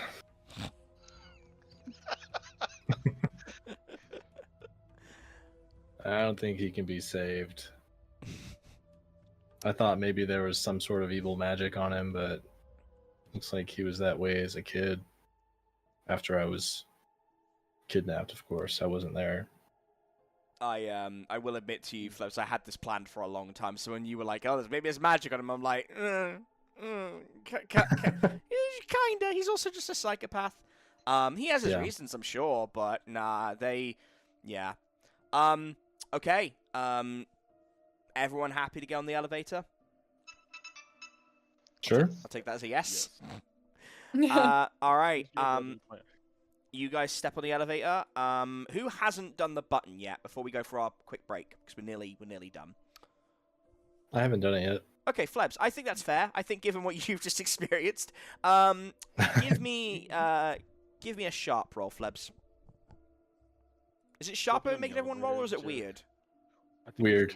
Oh, it's weird. I'm sorry. Sorry. Can you give me a weird roll? Apologies. Okay.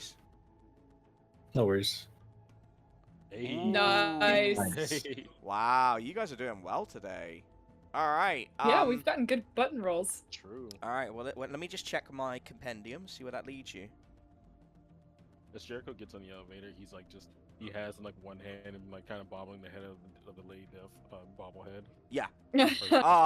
I know what you did. I know what you did. I know what you did. Just over and over. Is creepy. I can't believe you don't want to keep this thing. In the middle. Wait, Jericho, are you bobbing it like intentionally? Yes. As you keep bobbing it, it goes, I know what you did. I know what you did. I have seen your death. I know what you did. I know what you did. I know what you did. Just like in the middle of it. Callista's making a very distinct, like, uncomfortably angry facial expression at it. It's just like, that is possibly the creepiest iteration of her I've ever seen.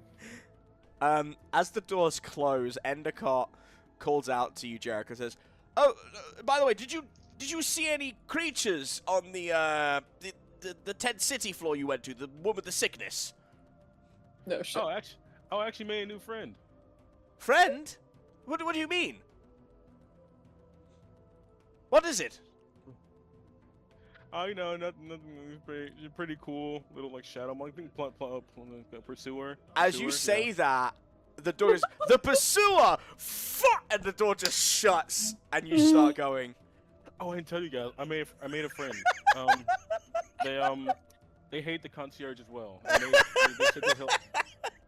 And, we have to stop having these conversations with him as the doors are closing. This has happened every time now. Well, if he wasn't busy huffing fucking computer dust, he'd have more time to talk to us. We don't drug shame in this campaign. Just saying. Not drug shaming. I'm saying he could use his better time to connect with us more. He's seeing special things in the dust realm. Leave him alone. Okay. We're gonna take a short break, say 5-10 minutes max, because we've got 45 minutes of our sesh left. And then we'll reconvene. So get yourself some pee breaks, water. I was gonna say get yourself some pee. Don't get yourself some pee. That's weird. Have a quick break. Have a drink. Have a snack. I'll field any questions, and then we'll carry on. Hello there, friends. It's Dungeon Master TJ from the future. Man, hearing these back several months later, kind of insane to see how far we have came in the story and just in general growth. I hope you're all enjoying the episode so far. Episode 5, Fear the Old Blood. Things are certainly getting crazy and slightly full of plagiarism in the Nightmare Detectives. So thank goodness that we have a Patreon in case we get demonetized. If you want to support us, please consider subscribing. There are some wonderful benefits on there. You get content early. There are exclusive Nightmare Detectives content, like one-shots that we will eventually release to YouTube, but not for quite a while. We do live streams. We do mentions that go into all the Dustlight transmissions and much, much more. So if you want to look at a way of supporting our crazy little endeavors for as low as $1, the link is in the description below. If you already donate, I appreciate you very, very much. Thank you for giving your hard-earned money to this really strange and niche concept. And And again, I said it at the beginning, but I want to say it again here. These early episodes, they are going to have some teething issues with audio. Up until now, as I record this, it is August. When we recorded these before, it was February of 2023. Up until basically this month, I was recording on a very old PC with a dying GPU and a single monitor. So even on episodes that will be coming out at the end of 2023, because they were recorded in the summer, there are some slight tearing issues with audio. I apologize. Please bear with it. I think the overall quality of the show is worth it. You will notice that I haven't been boosting audio sounds for our wonderful players in Dahlia, Chewy, and Amy. And the reason for that, with Peach, excuse me, the reason for that is it would take me about 6 hours, especially on like a 4.5 hour video like this. And it was becoming incredibly tedious and taking too much time. I've heard it back, and hopefully it does sound okay. If it doesn't, if it is completely unlistenable, I fully encourage you to drop a comment and say, hey, TJ, next time boost it, and maybe we'll go to a fortnightly release schedule rather than a weekly one, so I have the time to add that audio fidelity in. In the episodes following this, I think 2 or 3 after this, Chewy, who plays Jimmy, got a new microphone, as does Amy, who plays Margot. So thankfully, it's not a problem for very long, but obviously, I just wanted to address why there might be some audio balancing problems. Normally, I will use some plugins to make everything sound a little bit snappier and sharper, but because this is all recorded through OBS at present, it ruins the background music. It takes it out, and it sounds really, really bad when it's got like a high pass filter and it cuts things off. So, please bear with it. I still think that the overall quality is there. I think it's very good.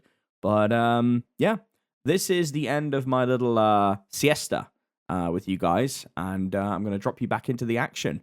I hope you enjoy. I hope you're having a wonderful day. And hey, if you've paid attention to this bit and not skipped, I want you to tell me, have you played Bloodborne? If you have, what's your favorite boss? If you haven't, why haven't you played it? Let me know in the comments. Stay safe. I'll see you soon.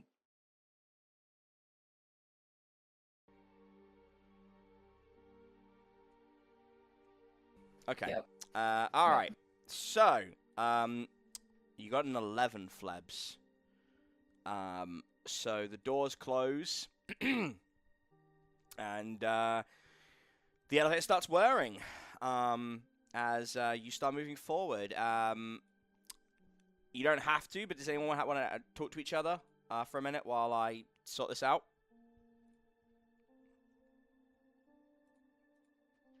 Yeah, we all just learned a lot of interesting things about each other. I did the pursuer drop, right? I told everyone about the shadow monster, right? I don't know. I don't think you did. More. No. I mean, you said there was a pursuer. We don't know. Jimmy and Flebs and I don't know what that is. Okay, so I made a shadow monster friend called itself the pursuer. Didn't ask they are going to help us with the concierge. So we're gonna fight the concierge now? If we need to. Okay, I was just making sure. I mean, Callista, I already think Callista wants to fight her, so it's okay. Do we have to do anything to secure this help? You could say that's been taken care of. Okay, that's ominous. Yeah. And on a happier note, we're back to killing Flebs' brother. I mean, I'm down for that. Well, wait like 20 more minutes. We might be back off. Yeah, wait, guys, stop. I know he changes his opinion on his brother like women change underwear. Okay, inappropriate. Okay. I'm sorry. That was very inappropriate. No comment. I'm sorry. I don't think Callista wants to comment on that, because then you invite the law that Callista wears underwear or doesn't, and that's a realm we don't need to go to. Nobody wants to have that conversation. So No, that was me. That's on me. I am sorry, Lucy. I am very sorry. I should not have said that. I am sorry. The doors open up, and this is what you see. You have had the doors open in the middle of a large oak tree, as it seems, and you walk out into the middle of a very it's odd. It's despite the ambience, obviously, I'm playing, you hear nothing. It's just crickets. But they're really faint, and it's a little bit odd, and you don't know why. And you see this broadcast tower. It is about, I don't know, 50 feet in front of you. The lights are on. And the stars are. I know this one, obviously, the lights. It's bright, but obviously, it's quite dark. As you step out into this new room. What do you want to do? Jericho exclaims, "Is that a fucking broadcast I was outing?" gonna say Callista is not happy about the tower. Why We're would all you... having some flashbacks. Wow, why are you upset about a broadcast tower, guys? Get out of here, you son of a bitch. What's wrong with a broadcast tower? Come on. What do you mean? What's wrong with a broadcast Wow. tower? Y'all have some... If JJ is in there, I have. If I'm out. in there, I fucking quit. I quit. Yeah, I'm out.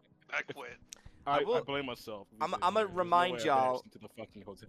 I'm gonna remind y'all. Y'all got an 11, which is a good roll. So I'm just gonna just slide that 11 across the table. But Yeah, we but in character we don't know that. We are traumatized from broadcast and TV things. We don't watch TV in this. Well, what would you rather go through again, the broadcast tower or the Yharnam stage? You tell me. Or Paint Gunkerson. Okay. Where would you rather be right now? Fine. There's always mace. Well, There's always mace paint. Want some mace paint? Y'all want some mace paint? some basic- No. Mace paint might be the play against the concierge. I don't know. It I might gotta. be, bro. Callista got away with not saying the phrase last time, so we're not gonna tempt fate again. How many of us have that written down? I sure do. I have it written down too. I'd have to thumb back through, but I have it written down. Jericho tugs on Callista's like sleeves, like, "Hey, can I ask you something real quick?" Callista glances over and nods slightly. What is it? Did you keep track of where we left Margot?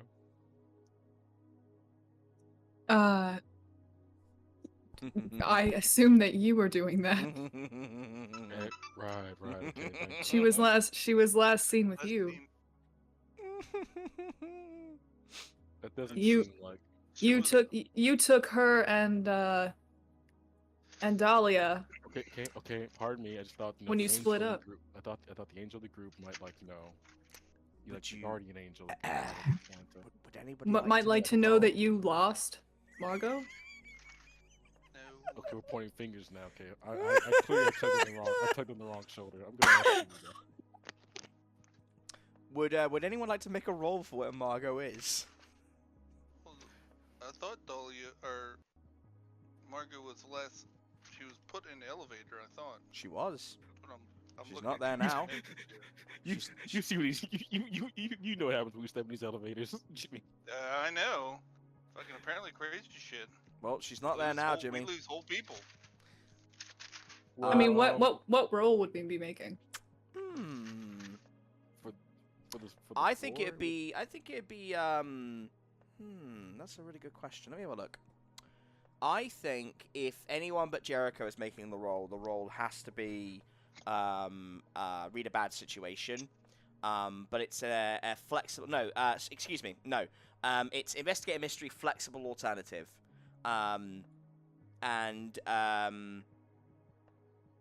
Yeah. Yeah, that's what it has to be. For Jericho, it'd be a weird role. But I think if anyone else wants to take it, investigate a mystery, flexible alternative.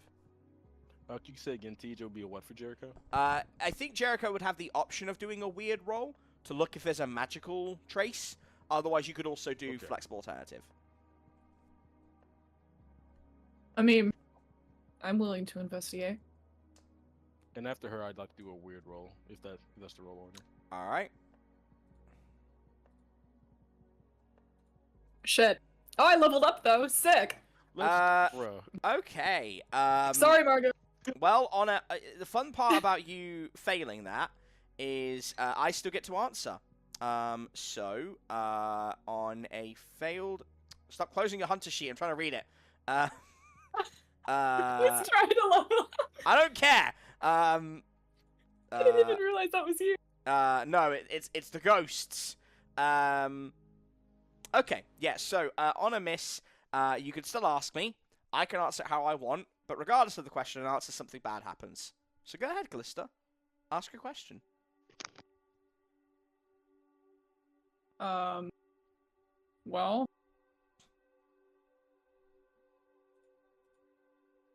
Well, now I'm scared. I was gonna ask where is Margot? I don't know. Have you checked your butt? Ha ha ha ha ha ha. Oh wait, I found her, guys. Why are you laughing? You know what? I'm not going to comment on that. Margot is everywhere and nowhere. They are here, they're not here. Present, but not present. Okay. We've had people be in like void dimensions before. It's not fun. And As then long as she doesn't find any 19-year-old girls to hang out with, she's fine. That's what I'm saying. Okay. Something bad happens. We'll resolve that in a minute. Awesome. Jericho, give me a roll, bud. Okay. No, I was nervous. You got an 8.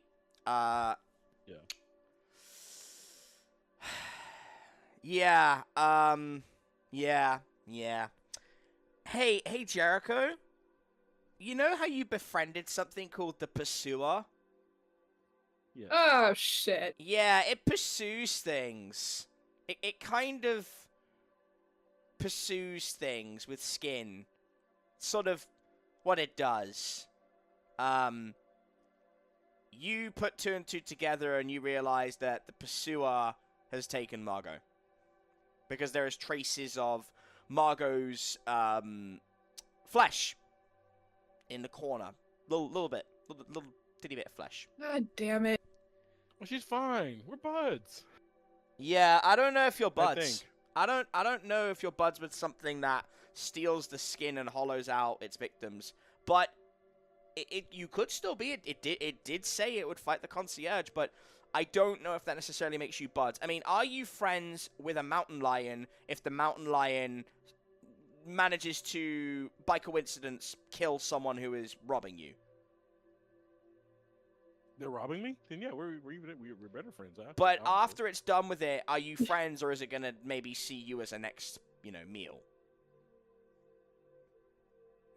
Then that's another context, like why it attacked right at the beginning. Was it protecting me, or is it just because it's a feral animal? I appreciate how deep Jericho thinks into this. I really do. I don't know the answer to that, to be honest. I'm just making you think about it. But yeah, what you surmise is that the Pursuer has taken Margot. Well, I guess we'll just add into the list of people we have to kill. Oh, hold on now. Did not kill my shadow monster just yet. Yeah, if it's harming Margot. If it's trying to wear her around like a fucking flesh suit Margot, I think we need to kill it. Yeah, Jimmy. Yes, I'll agree to that because in the hierarchy of friends, Margot is a higher tier than the shadow monster. I will concede that point to you. Okay. But I would certainly hope so. As you're all talking, there is a sound from the woods. And it is an unusual sound. It is the sound of a garbage truck. And the garbage truck is got its reverse noise on. But it's funny because as it's clearly getting louder and towards you, this sounds motor, you look to the horizon and see that everything within that soundscape is pitch black. And I don't mean it's dark. I mean it is snuffing out light. And it is coming very quickly towards you.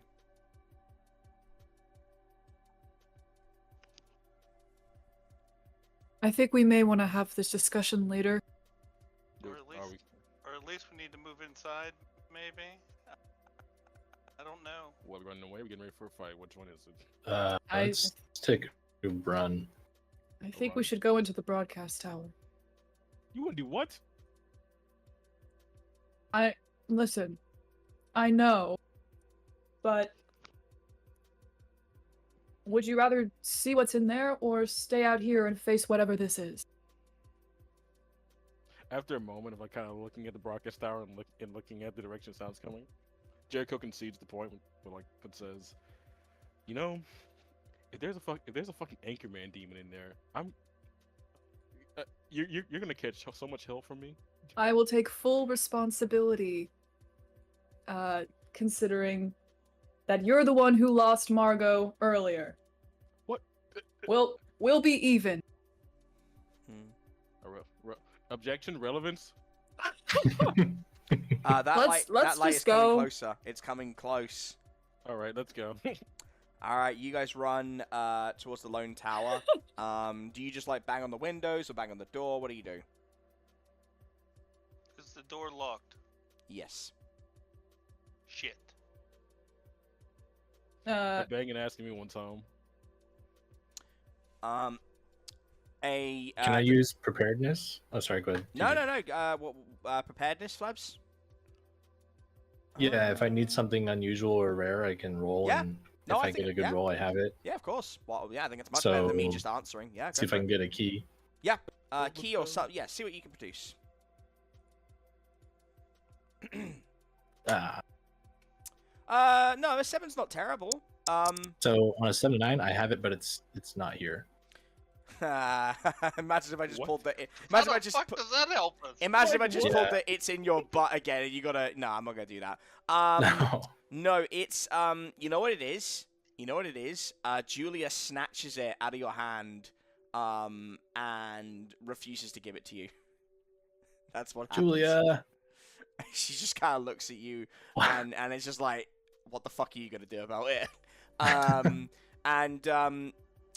You are closest to the door right now, Flebs, and it's pushed open to a small degree, and it smacks you in the head. No harm, just like bonk, and her face looks out. It's like, what the hell do you want? Who are you? Who sent you? We're hotel staff. Fucking no, you're not Good hotel staff. Not- Show me your not- not- pass. Not the bad staff. Oh, No, the bad staff. There's no good staff. Show me your fucking pass right now. okay. Passes right here. Yeah, we all So fumble really for our So, pass. exactly. Oh god. Thankfully, it didn't eat my pass. out of character for just a millisecond. Joe, what the fuck is that feed, bro? You left it at home. Is what? Whatever Oh, like trait you preparedness? just rolled. Yes. You have it, but you left it at home. What the fuck is the difference between that and just not having it? Yeah, I know. It's I really- believe You the have a mechanic. skeleton key to this particular radio tower, but it's at home. The mechanic is that he can actually acquire things within a certain. So the way that the keeper works is like I say that he's got a bag that he can kind of rummage through. So like it's like a corporeal bag he can kind of get into whenever he needs it. In this case, he has Julia, which is just going to be like, nope, fuck you, I'm taking it. Although the worst outcome is that Julia eats it and swallows it, and he has to wait for her to poop it out. But if it wasn't small and it was big, then it would be in this bag, and he's just got to search through it for a long time, basically. All right, fair. Yeah. fair. You want to make So you guys have your passes, right? sure. Yes. He looks at all of Yes. you over, and wait, Jimmy, do you have the bracer back on? Because you haven't told me you got the bracer back on. Oh, well, yes, I would have. I'm guessing I would have put it on when we got Okay. after I put Wendy and Amelia in the elevator and we was traveling back to the Grand Archives. Okay, fine. He looks at all of you and he's like, y'all got the fluoride stare. I don't like it, Oh.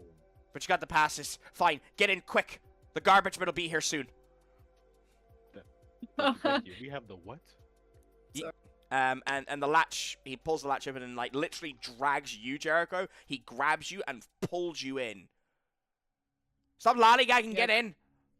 Callista wastes no time going inside. Jimmy brings up the rear. He's the last one in the door.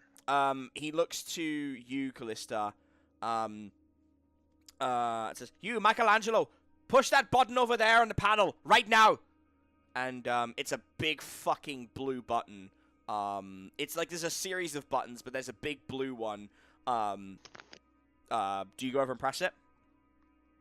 Yeah, Callista's feathers ruffle slightly at the reference, but they go over and they don't waste much time doing that. Cool.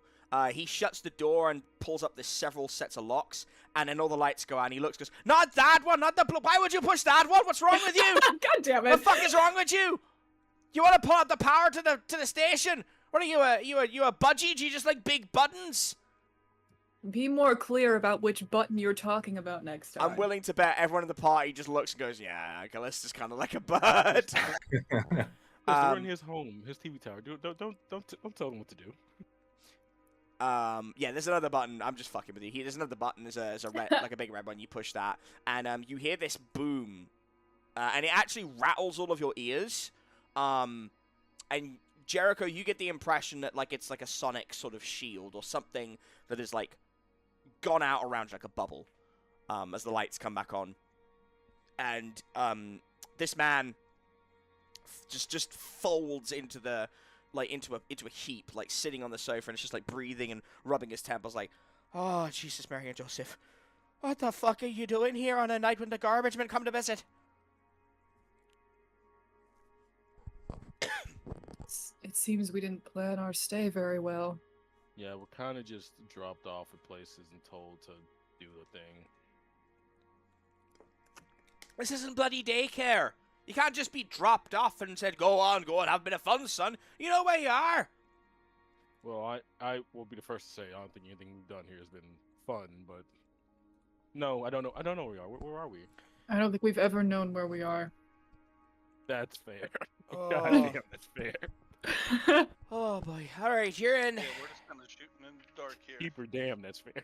You're in. Too real. You're in floor 53. It's used to be a lot more of it than what there is here, but if you want to send a message to the outside, this is where people come to. It used to be a series of broadcast stations. It was like an internet cafe, if you will. Not anymore. Not since the garbage men started coming at night. Fucking Christ. That loud bang a second ago, is that to, as the garbage man gets closer, deafen the sound of the siren? It,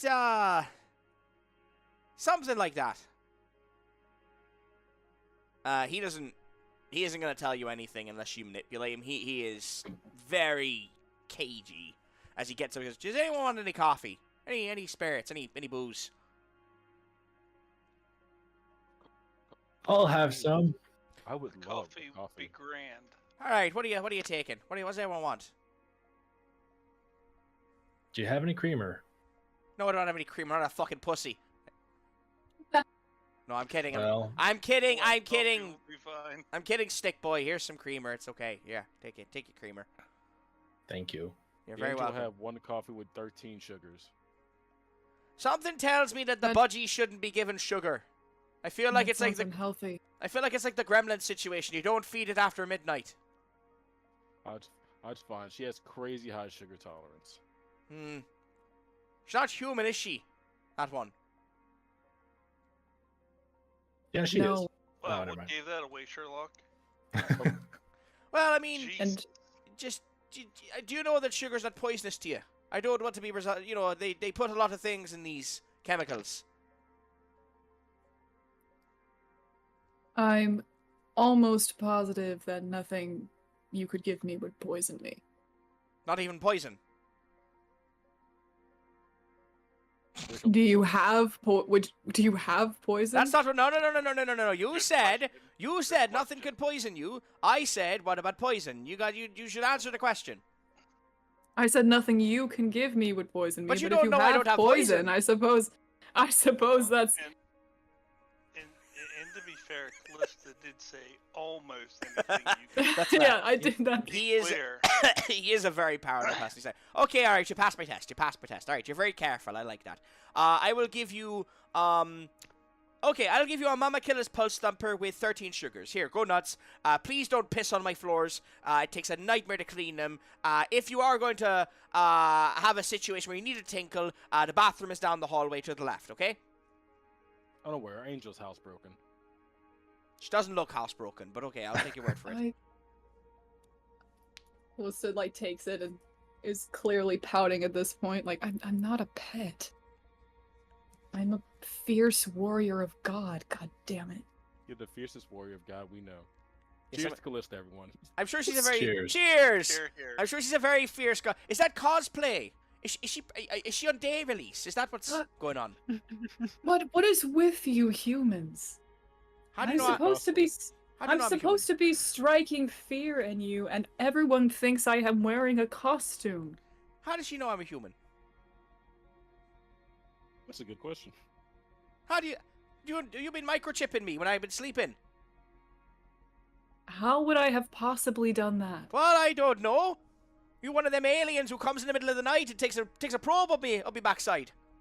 Starts doing I'm not things an to me. alien. Well, I mean, I'm an angel. angels, Well, aliens from is this plane, technically. Yeah, you I got a mean, point. let's take a vote. Does anyone here think that angels are aliens on a technicality? Jericho clearly has his hand raised. Right. Thank you there, sir. What about you, big fella? Well, I think technically ain't we all aliens? All right, don't do no. that. Don't do.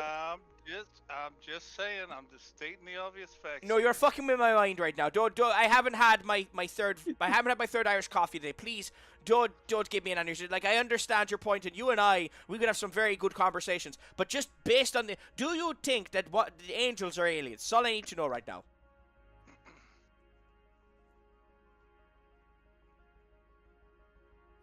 In what aspect are we viewing aliens here, too? Okay, I'm going to move on. I just need you to break it down for me here because, you know, What's Callista the definition? Yeah. Not of this world. Be, Not okay. Excuse me there, Michelangelo. Are you from this world? Yes or no? No. You're an alien. Case closed. Moving on. All right. See, you didn't need my opinion. It's Fair fine. enough. He takes a beat and so do you want to know what's out there? Like was Yes. it okay? You roll to manipulate someone. And I want Flebs to do the I've read about this sort of thing as well in a moment, please. Want to maximize that skill. Okay. But you do not have your ongoing anymore, Flebs, because you lost the book. So Okay. you need to remove that one. Okay. Oh, well, there you go, Woo! Jericho. There it is. Okay. How do you phrase your question, This guy Jericho? could Be putty in Let's your go. hands. Okay. How do you phrase your question, Jericho? I've taken a somber sip of coffee. Jericho asked the man, so, sir, what the hell is going on here on floor 51? Where you said there used to be a bunch of radio towers here, only one. It's unnaturally dark here, and is there like a curse, or are you guys just scorned by some higher being? Because that siren is actually irritating the hell out of me from in here. You don't hear it anymore, by the way. The It's moment not that I hear it, it's that I can feel it. I can feel it mentally echoing. You feel it. Oh, jeez. So you work with spells, don't you, lad? You're all been touched dabble. by the magic. That's why you hear it. Oh. Okay. Did I say 51 or 53? I thought I said 53. 53, but 51 would be hilarious because now I'm thinking of an Area Yeah, 51 yeah. situation. Oh, no. Okay, yeah, For no, sure. fair enough. Floor 51 is the messaging and broadcasting hub of Hotel Inertia, but it also acts as the messaging hub for Sturgeon. Anyone with an innate gift can leave a message of a corporeal, telepathic, or spiritual nature, and it's archived here. We're a sister floor to the Grand Archives. We carry very important encrypted information. Still do. This is actually the last hub, but all of it is underground. It's still there. Fighting against the dark. It was... My goodness, time is a strange thing here, but... 3 months ago? Possibly? When they came. The Sentinels. The Sentinels? Aye. They said that there was information here that had been compromised following the excursion of one of their members. Things that should not be here, secrets that the Order did not want. And a directive came down at the same time from the concierge. Not the same, mind you. That would have been a little bit too coincidental for my liking. But the directive said, per order of the concierge, information on the unbounded, the anglerfish, and the gravediggers must be disseminated immediately, without any delay. The Sentinels said that they had no idea about that, but that they had their own motivation, so they didn't care if it meant the floor got eradicated. We thought they were going to torture us, cast spells, do horrible things. No. No, instead they simply plopped a garbage truck at the far end of one of our facilities. I'm sure you know by now these floors sometimes are endless, but they're not really endless. There are boundaries to each floor if you know where to look. And they knew. Sector 8. Quite far away from here. We're Sector 1. And they said they heard the sounds of garbage men. And suddenly it was dark out. They said the siren worked its way into their ears like a sick sound. And then they heard the sounds of people dropping out of the garbage trucks. Said it looked like ordinary men from the sounds of it, talking amongst themselves. So they went out to talk to them. And they never came back. And we knew there and then something was wrong. So every other facility, all 408 of them, started locking their doors. We have good security. But, didn't work. People went insane. They started hearing things. Changed them. Made them want to come outside. I have no idea what the garbage men are. But they're getting stronger. And they're starting to mess with my mind. I don't know why I let you in. Maybe it was weakness. Maybe it was loneliness. Maybe you're not even real. But I just had to. I don't know what the garbage men are, but I know you can't fight them. You can only run. But I can't leave here until the information down there is backed up and is taken away.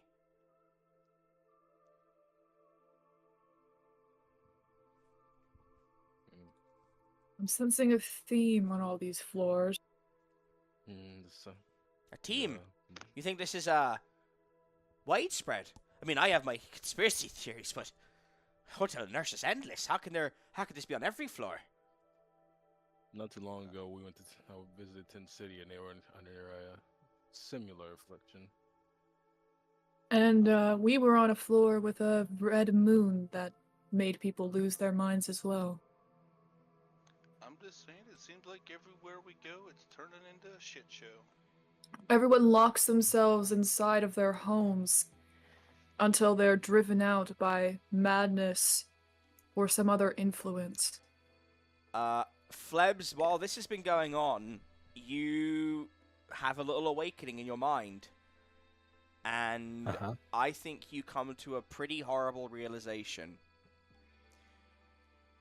You realize that whether it is the entire group or just Nautilus and the concierge, they are using these floors as test subjects. Oh. Every floor is a different variation of the same experiment, which is how to control a populace through the means of magical subjugation. And some floors you went to, don't have that, Paint Gunkerson's paint store and paint accessories emporium, that's fine. The archives are fine. But it doesn't mean every floor is like that. And Okay. yeah, I think I'll you can relay do that to the group. Mm-hmm. Bunkers in the archive makes a lot of sense. There's only one person there. Pin City. Yeah. Good test bid. Pin City makes a lot of sense for testing. So does Yharnam, but this place is important. It's their communication hub for. Why would they test here for other floors? You know, 'Cause this way, no one can call for help. True. That's something I thought. It's warfare, man. You take out communications first. If you Take can't out call your for own help, communications first. It's not their own communications. Oh, Sturgeon's. They're in Sturgeon. This lets people from it lets people from the Hotel Inertia communicate to the outside world, but it's also part of Sturgis's communication network. You know, I heard a rumor that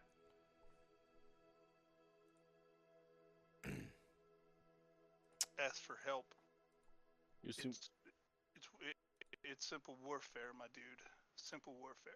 which that works when you think that all of the mob work from inside this hotel, but they're all around everywhere. It doesn't make the most sense. Jericho, he looks at you and Jimmy and says, you know, I heard a rumor that the Order of the Moth was a conscript group, with their sentinels staying here to protect their hub. The Order goes out and fulfills contracts, does the dirty work, finds people that don't want to be found, tortures people. Every Order has, apparently, from what I've heard, from what I've read, from what I've seen in the archives, their own methods, their own reasons for being. But the Moth, they've got something dark planned. And I'll tell you this, folks, fellas, ladies, thems. Sometimes secrets are worth burning your own people for. At least that's my estimation. I'm not saying I do that, but whatever is here, they're willing to snuff it out and hurt themselves. It's like that phrase, cut off your nose to spite your face.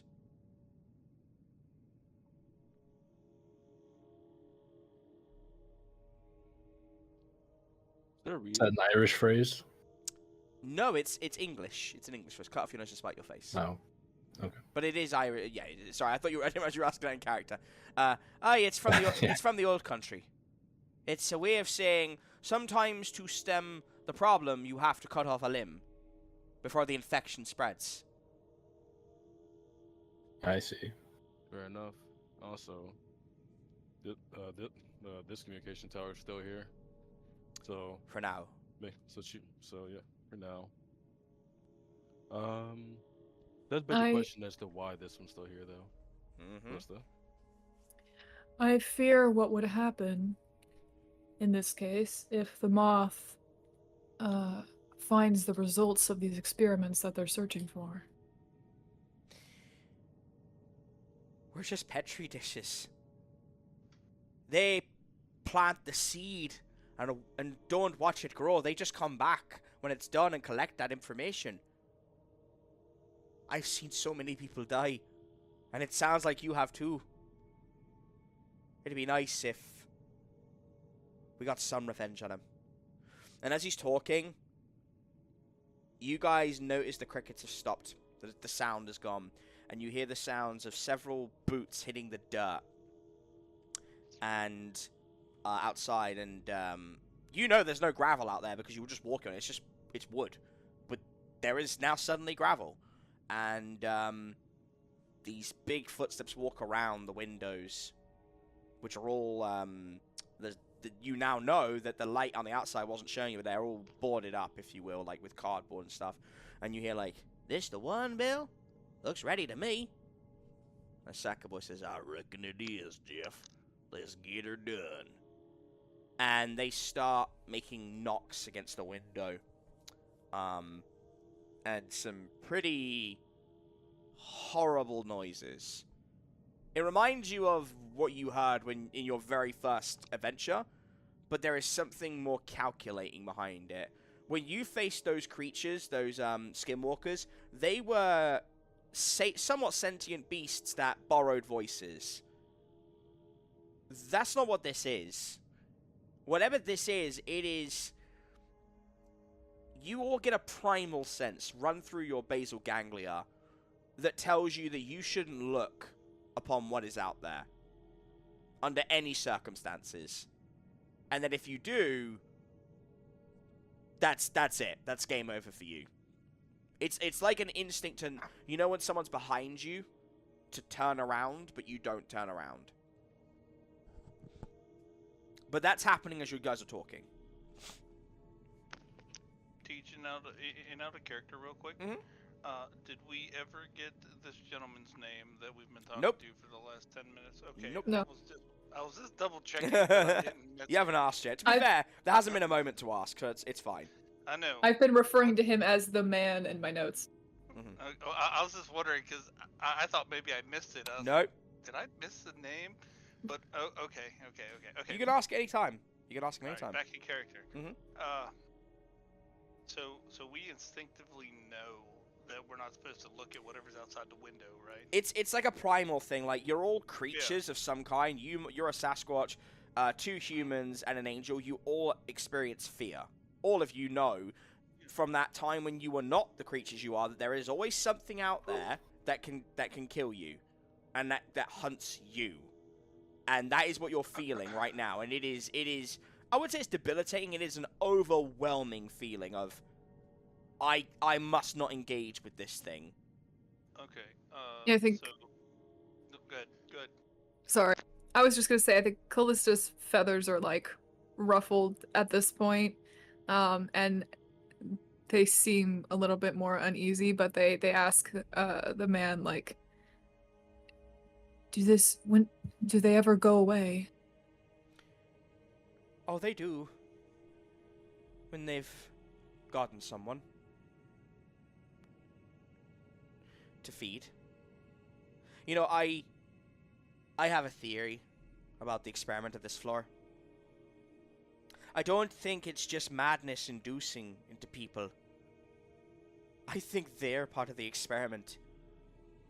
I think they took something from nature that doesn't like to be seen ever, and they superseded it. They made it into something stronger, faster, cleverer, and they set it back on its prey. Us. They won't go until they've taken someone.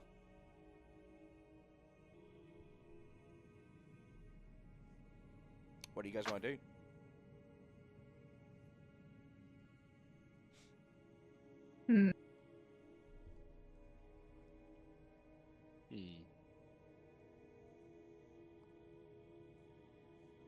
We found ourselves in a predicament. Can't look at them. They won't go until they've taken someone. I have an idea, but no one ever likes my idea. Well, I mean, Only Figure it out. only you might as because well I- say it. Only because I bring the cold hard facts. Mm-hmm. I think we should throw him out the door. All right, now hold on a second. I'm just saying. is this in Real character? quick. Is this in character? No. For us. Are you saying that in character, Jimmy? It's important I Yeah. know. You said so. You just said that out loud. Well, wait, now. Yeah. Just to be clear, you said that out loud, right? As Jimmy. Okay. Okay. Yes. Okay. All right. As I fit. Hold on. It's too as late. I No. finish- No. I know, No. but no. Okay. Well, tell me what you were gonna say, and I'll tell you what happens. Go ahead. Go on. Go ahead. God damn No, it. Just as I finish saying that, Uh huh. I take the bracer off. That's fine. It doesn't Oh, matter. man. He runs and hits the blue button, and the lights go out, and he is darting from the room. He's like, "You're not gonna take me. Absolutely. I let you in here, and you're gonna no, absolutely not. Fuck you. Fuck the lot of yous." And he runs, and he has turned the lights off as he's gone. Okay. Is that what Callista accidentally did before? Yep. Yeah, But- So she turn it knows. back on. So she knows the button to turn them back on. Doesn't work when you hit it. God fucking damn it. Okay. Okay, so in the future, We- I think we should have our less moral good ideas in our heads. The banging We outside probably is should- getting louder. We probably should have asked more about where we are first.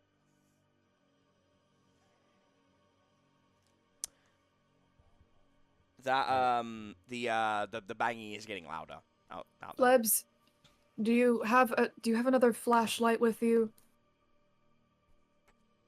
Well, I never lost the flashlight, did I, TJ?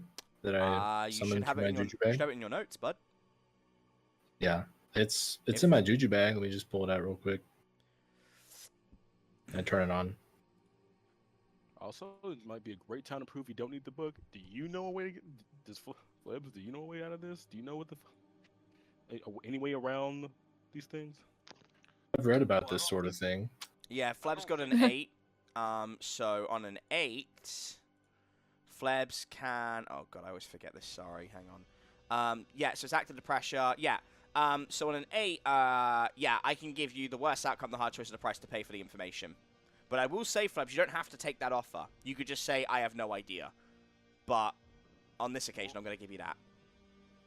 And my thing is we don't need to go around these things outside. What we need is here. It's just underneath us. If you listen to Yeah, what he said, There all the must be a information way. is- Yeah, all the information is stored underground, so there has to be a way to get underground. That's what I was going to ask about before you threatened him. Yeah, Flebs, Jimmy, before we carry on, Flebs, do you want that difficult situation? So, I'll give you the answer, but as I said, 7. You give a price to pay, hard choice, or worse outcome. Price to pay. So you want me? All right. Oh, you're not gonna take my choice, Flebs. It's the only one I can give you. It literally is the only one I can give you, and you're not gonna take it. I'm just telling you now. I will give you the information, and they will go away. But Julia wanders outside. No. I told you, yeah, No. I told you, bud. This is the only option. I have No. I have nothing else because I can't. Any one of you who walk out there, I can't stress this enough. If you go out there, you're fucking dead. You're rolling a new character. That's it. These are not creatures you could face. But No. Julia right now is running around with this key. She's not on you at the moment. She's just vibing, and yeah, that is. But I will give you the. They will go away, and you'll have time to recuperate, get the information. But that is the only choice I can give you, because there's nothing else I can offer.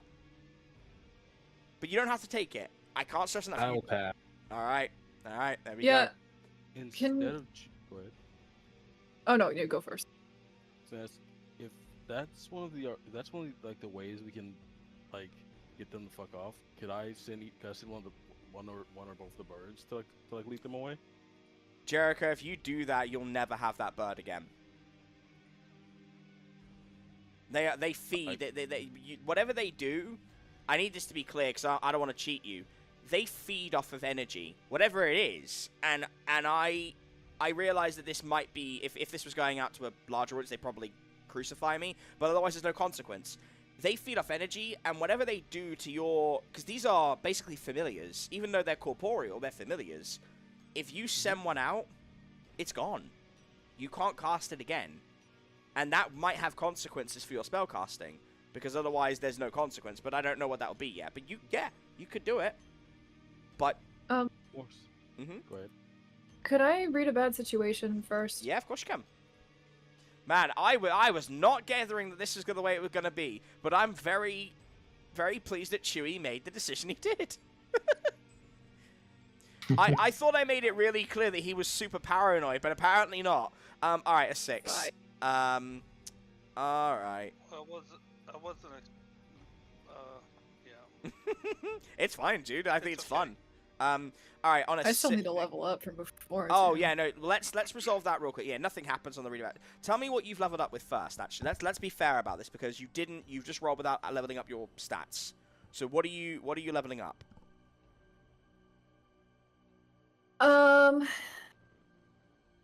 Let's see.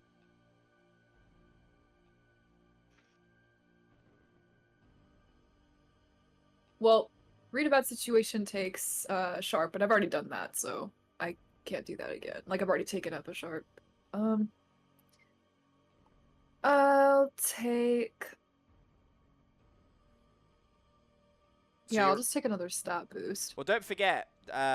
This is your last one to take off the regulars, and then you can go to advanced. So you can have a stat boost. You can have another divine move. You can have another move for another playbook. You can gain an ally. Yeah, well, okay. Well, okay. I want to take another divine move eventually, but that's gonna be like a character development thing that I want to do later. Yep. And same thing for the move for another playbook, but like I showed that to you before, and we both agreed that it wasn't the right time for it. But I don't know if that would be, if it would be good now. Or not. Remind me what it was. It was. Oh God, I would have to pull it up to get the exact wording, but it was basically about being able to like help people out. I think that's a decision you got to make. What do you think? Like it was adding to that. What do you think? I'd say it's a toss-up right now between that or getting an ally, because that'll change the situation very quickly. Oh, thing is, Callista's not very good with allies. I got a solution for that, for what it's worth, but again, Okay. see what you want to do first. Sorry, I have to pull up the move again because I don't remember exactly what it is. Oh wait, I think I sent it to you. I could just search that in our chat. That would be easier. Okay.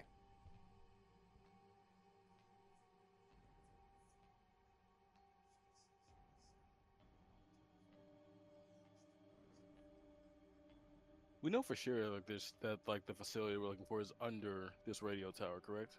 As far as you know, yeah. And obviously, we're about, we've paused things. It's about 10 seconds in, but, this man has ran off and, you could still catch him if you're quick enough. But yeah, he's ran off. You haven't even looked in the room. All you know is that there's a sofa, there's windows, it's pretty spacious, and there's a control panel. That's it. You haven't seen anything else.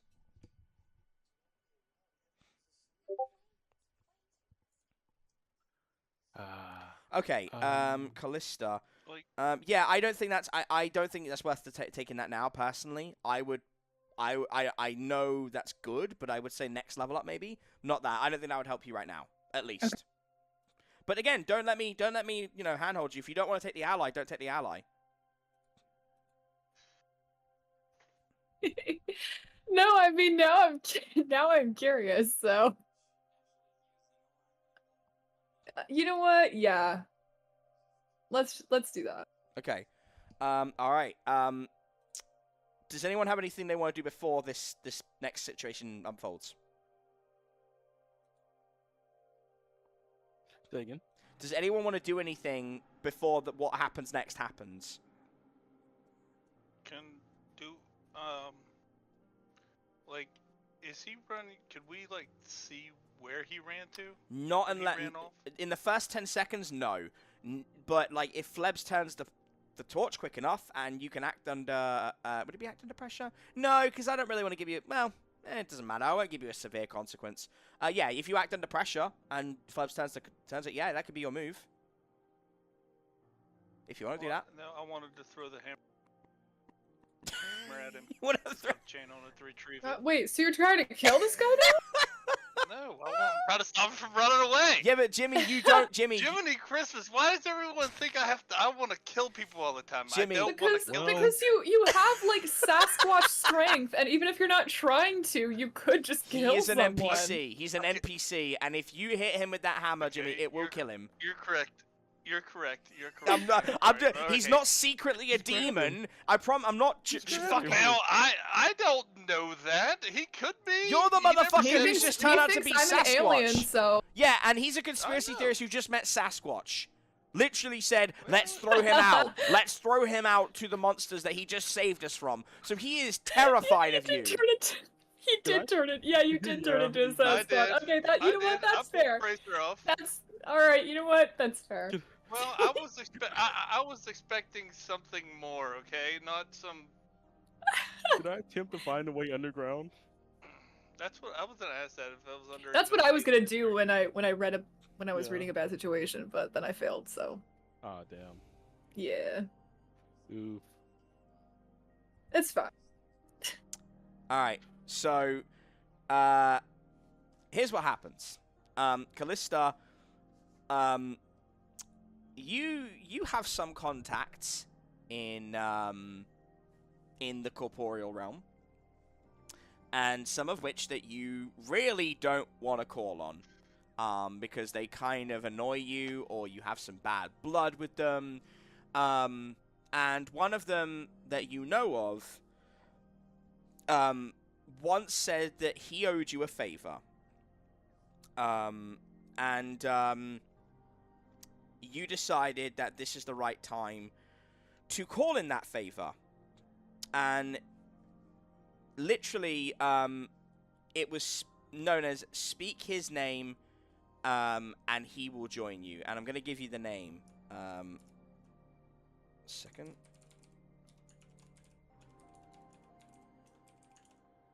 There we go. And I don't know how you would summon a fellow fallen, or a fellow angel, excuse me, but you get into that position knowing how dire this situation is, and you make the judgment call.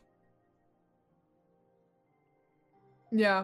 Okay. I think Callista will kind of put their hands together in a like a praying gesture, and their eyes glow silver, and they tilt their head up to the sky. And they say, Ramael. And a thunderclap goes off, followed by a rapidly descending arc of light that smashes into the ground outside. You don't know what actually forms out there, because again, these windows are boarded up. But the things on the wall turn around, and you hear some ungodly sounds for a minute. That of slashing, of screeching, and then the garbage truck puts its gears into forward and drives off. And then you hear the sounds of feathers and flapping wings, and in the same arc of feathers and blackness that Callista uses for flight, this angel appears in front of you, covered in a black viscous liquid, head to toe. They are just a bit taller than Callista, same sort of battle form, silver and black hair, bright green eyes, and an olive skin with slightly slanted features on the face. So the nose is pushed up a little bit, the jaw is pointed, the ears are elven-like, and the eyes jut up a little bit. A steely gaze, and thick tattoos down the right side of their body that go across their hands. And a scythe that is very similar, almost like a sister or brother scythe to Callista's, where Callista's is a bright white, theirs is with a black hilt, theirs is a white hilt with a black light.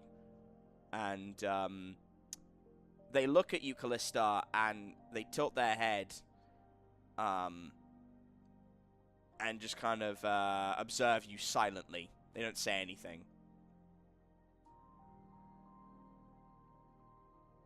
Callista lowers her hands from where they were positioned before and looks down at him. And I think their facial expression is pretty hard to read at this point. Like whether or not they're like happy with this development or not. And they meet his gaze evenly and say, Ramael, it's been a long time. Callista, it has been a long time. I would estimate it has been over a millennia, possibly 2, since you were in our ranks. How fares the mortal life? Callista huffs slightly and kind of spreads their wings a little bit and says, I'm not quite mortal anymore, thank you. But I have a few in my charge now. Well, your injuries certainly seem otherwise, but I will take your word for it. Why have you called me here? Callista glances at the other, the rest of their group and says, we were in danger, and you owe me a favor. I can't really get to say this phrase. His feathers ruffle slightly, and he stiffens his back and swallows and nods. I do, and I pay my debts.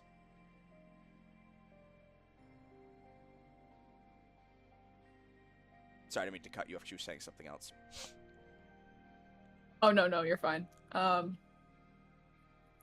Callista nods and glances back at the rest of the group again and kind of gestures towards him and says, everyone, this is Ramael.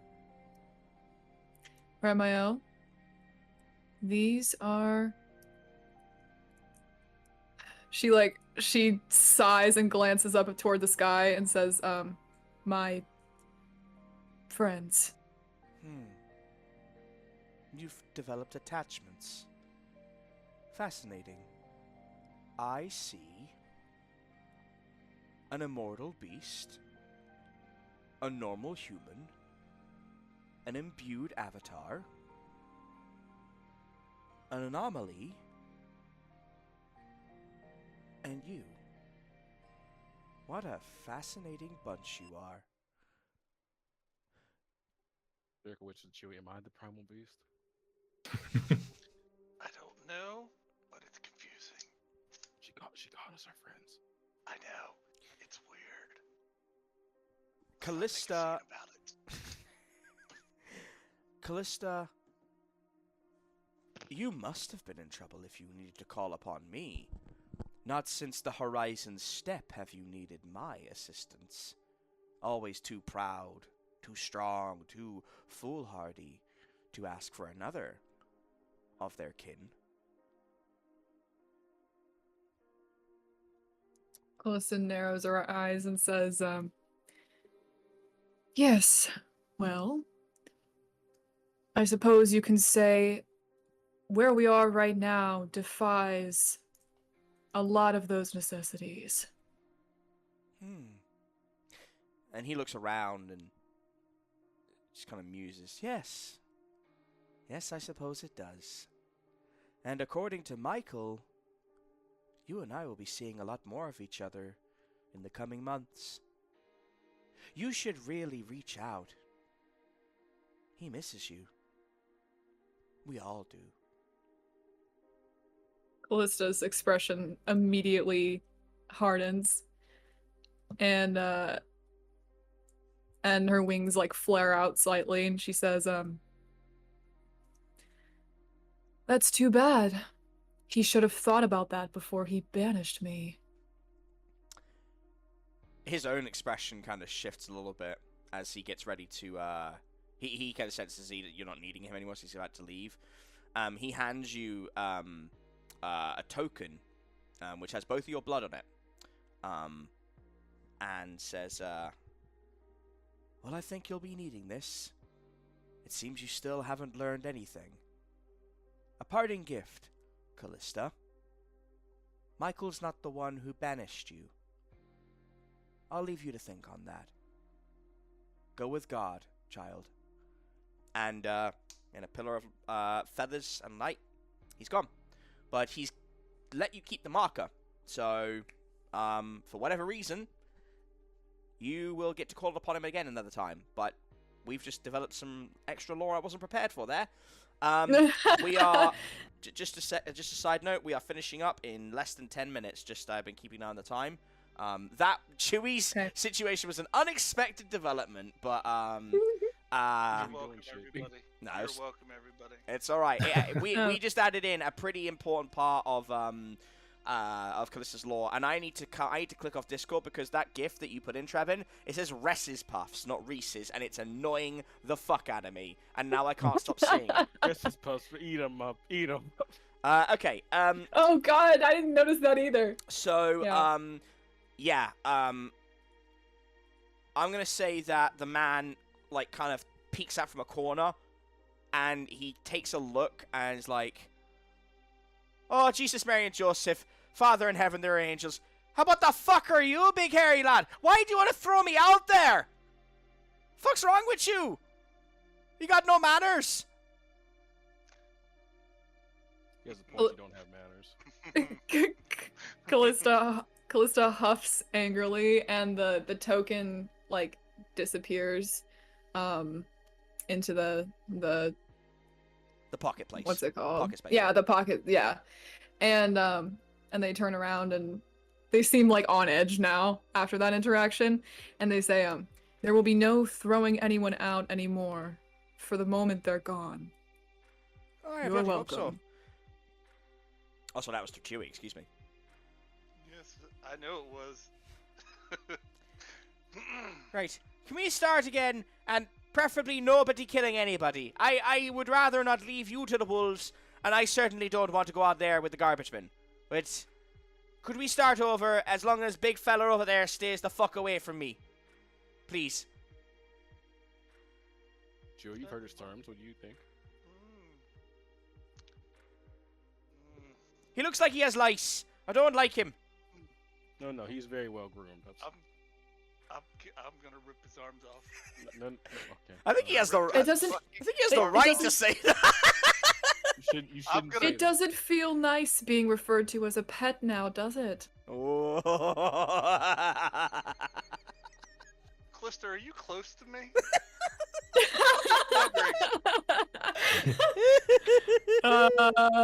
This is when he casually almost goes. No, Callista will be fine. She's a divine being. Well, why I'm asking. hold on. I don't know. I think Callista's standing a little away from everybody because she was just talking to somebody else, but... Okay. Yeah, Okay, she's not near you. Damn it. Not Okay. near enough for you to punch. Nothing is near enough for you to punch except a wall. He's gonna put a hole in that wall. Okay. You I want some think gum? I Take a think few you deep gotta. breaths. I think you just gotta take your lumps, big man. This is your fault. Sir, please. Okay. Yeah, Jimmy, you want some gum? Remember your training. All right, listen, I'm big man. There's a trying. stash of booze over there. Help yourself if it'll calm you down. Just go and Let's do fucking that. ham. Let's do that. Just All right, drink your I'll booze. agree to his terms. All right. Awesome. All right, fucking have my. There's a 200-year-old bottle of whiskey in there. It's from my great grandfather, Shillelagh O'Hare. Just fucking have it. If it stops you ripping me fucking arms off, Jesus Christ, you're like the British. You come in, you take shit, but just look. I don't want to. Just fucking no more talking. No more. Go and take your drink, Yep. please. I'll put the bracer back on and go over and drink his 200-year-old bottle of scotch. Yeah, cool. I'm happy Jimmy got something out of it. The moment that he goes over, like this guy's legs give out from under him, he's just like, oh, fuck me. Excuse me, glasses fella. Would you mind going into that there fridge and just grabbing the shot glass, please? I fucking need it. Sure. You can get yourself a drink as well, Flebs. Oh, okay, sure. All right. You don't be too motivated. The attitude change. Honestly. Yeah. What about your waiter? I don't say that because I'm getting a drink now. That's fine. So he's got a drink if you guys want to talk to him real quick before we move this scene on. Before we start, Jericho's gonna look Callista and say, Michael? Michael? The Archangel, yes. Nice. He's a bit of a dick. Oh, well, I figured that. Callista, you use a euphemism? I'm actually so proud. I know, right? He's growing so much. Callista glances at him and says, it's different when you're talking about family. Oh God. Damn. Nope, not touching that. Yeah, let's not. So you got okay? Do you guys want to talk to this gentleman? I would hope so. Yes. The scene can't progress otherwise. Yeah, no, we just ignore him for the rest Cool. of the game. Alright, that's good shit. Oh, Also, fuck so can me. you get your name? I feel like we should at least know that since we just survived Hi. maybe a life situation. Hi, my name is Byrne.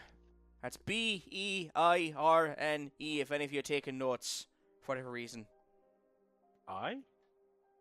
It's Yeah, wait, go through that one more time. Alright, listen, it's Irish, American lad. Beirne. Thank Byrne. you. Otherwise it'd be Beirne. No, that's if you do... He just takes another drink. It's your name, sir. I just want What's your name, lad? What's your name? stands up.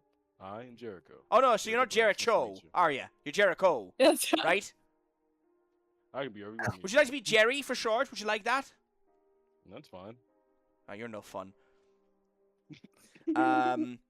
Yeah, so his name is Byrne. His last name is Coulter. Coulter. Coulter. Not that that matters really, but yeah, my name is Byrne Coulter, and I have been the chief archivist of Sturgeon's messaging system for the last 3 years. You've been here. I think after that, we should probably get a move on. I would estimate we have about an hour before they come back. And I would like very much to be out of here with you, somewhere safe, before that happens. But you want your information first. Backed up, is that right? It's not just mine. It's everyone's. Have any of you ever missed a message from a loved one?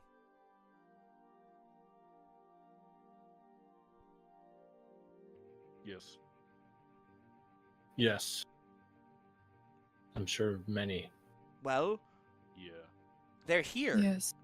I don't know how to tell you this any other way. They're here. Every message you have ever been given, physically, electronically, spiritually, they're here. And if we back these up, you can access them. How long will that take? I don't know until I go down there. The truth is, it could be longer than we've got, in which case I will pull the plug and I'll take what we have. But it might not be everything. Sounds as if we should go as soon as possible then. We should leave. Yeah. Aye. Do you know if any of them are down there? No. As well. No, they're not down there. No, the garbage men only come at night and they only come from the outside. They can't get into the archives. It's one thing we know. See, the archives are all connected. They're all underground tunnels connected off, but we've sealed them with bulkheads as soon as everyone gets taken.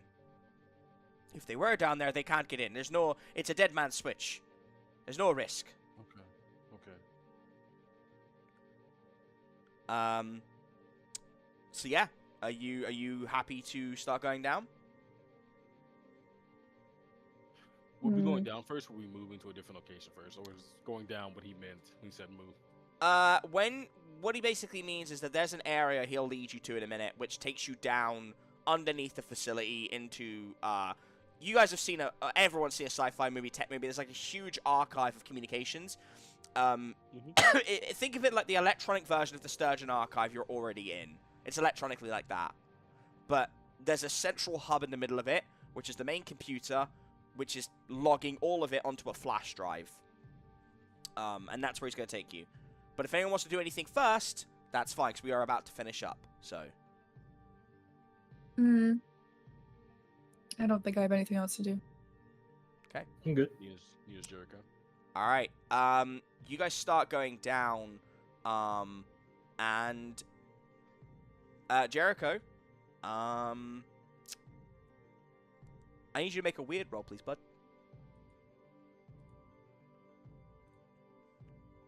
On it.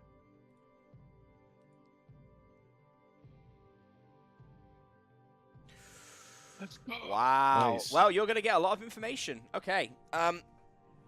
Once again, I'm gonna bring out my catchphrase. Magic leaves traces.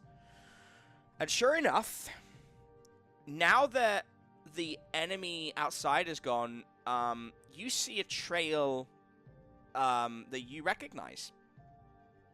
It's gold with white tints, like little diamonds.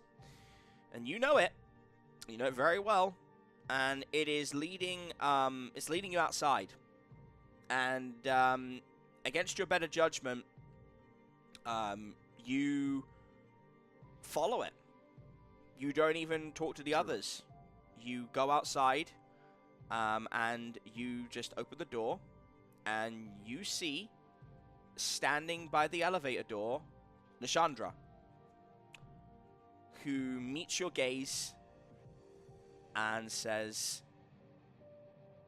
"Well, it's been a damn long time, Jericho. We should really catch up." And she pushes the door button to the elevator doors,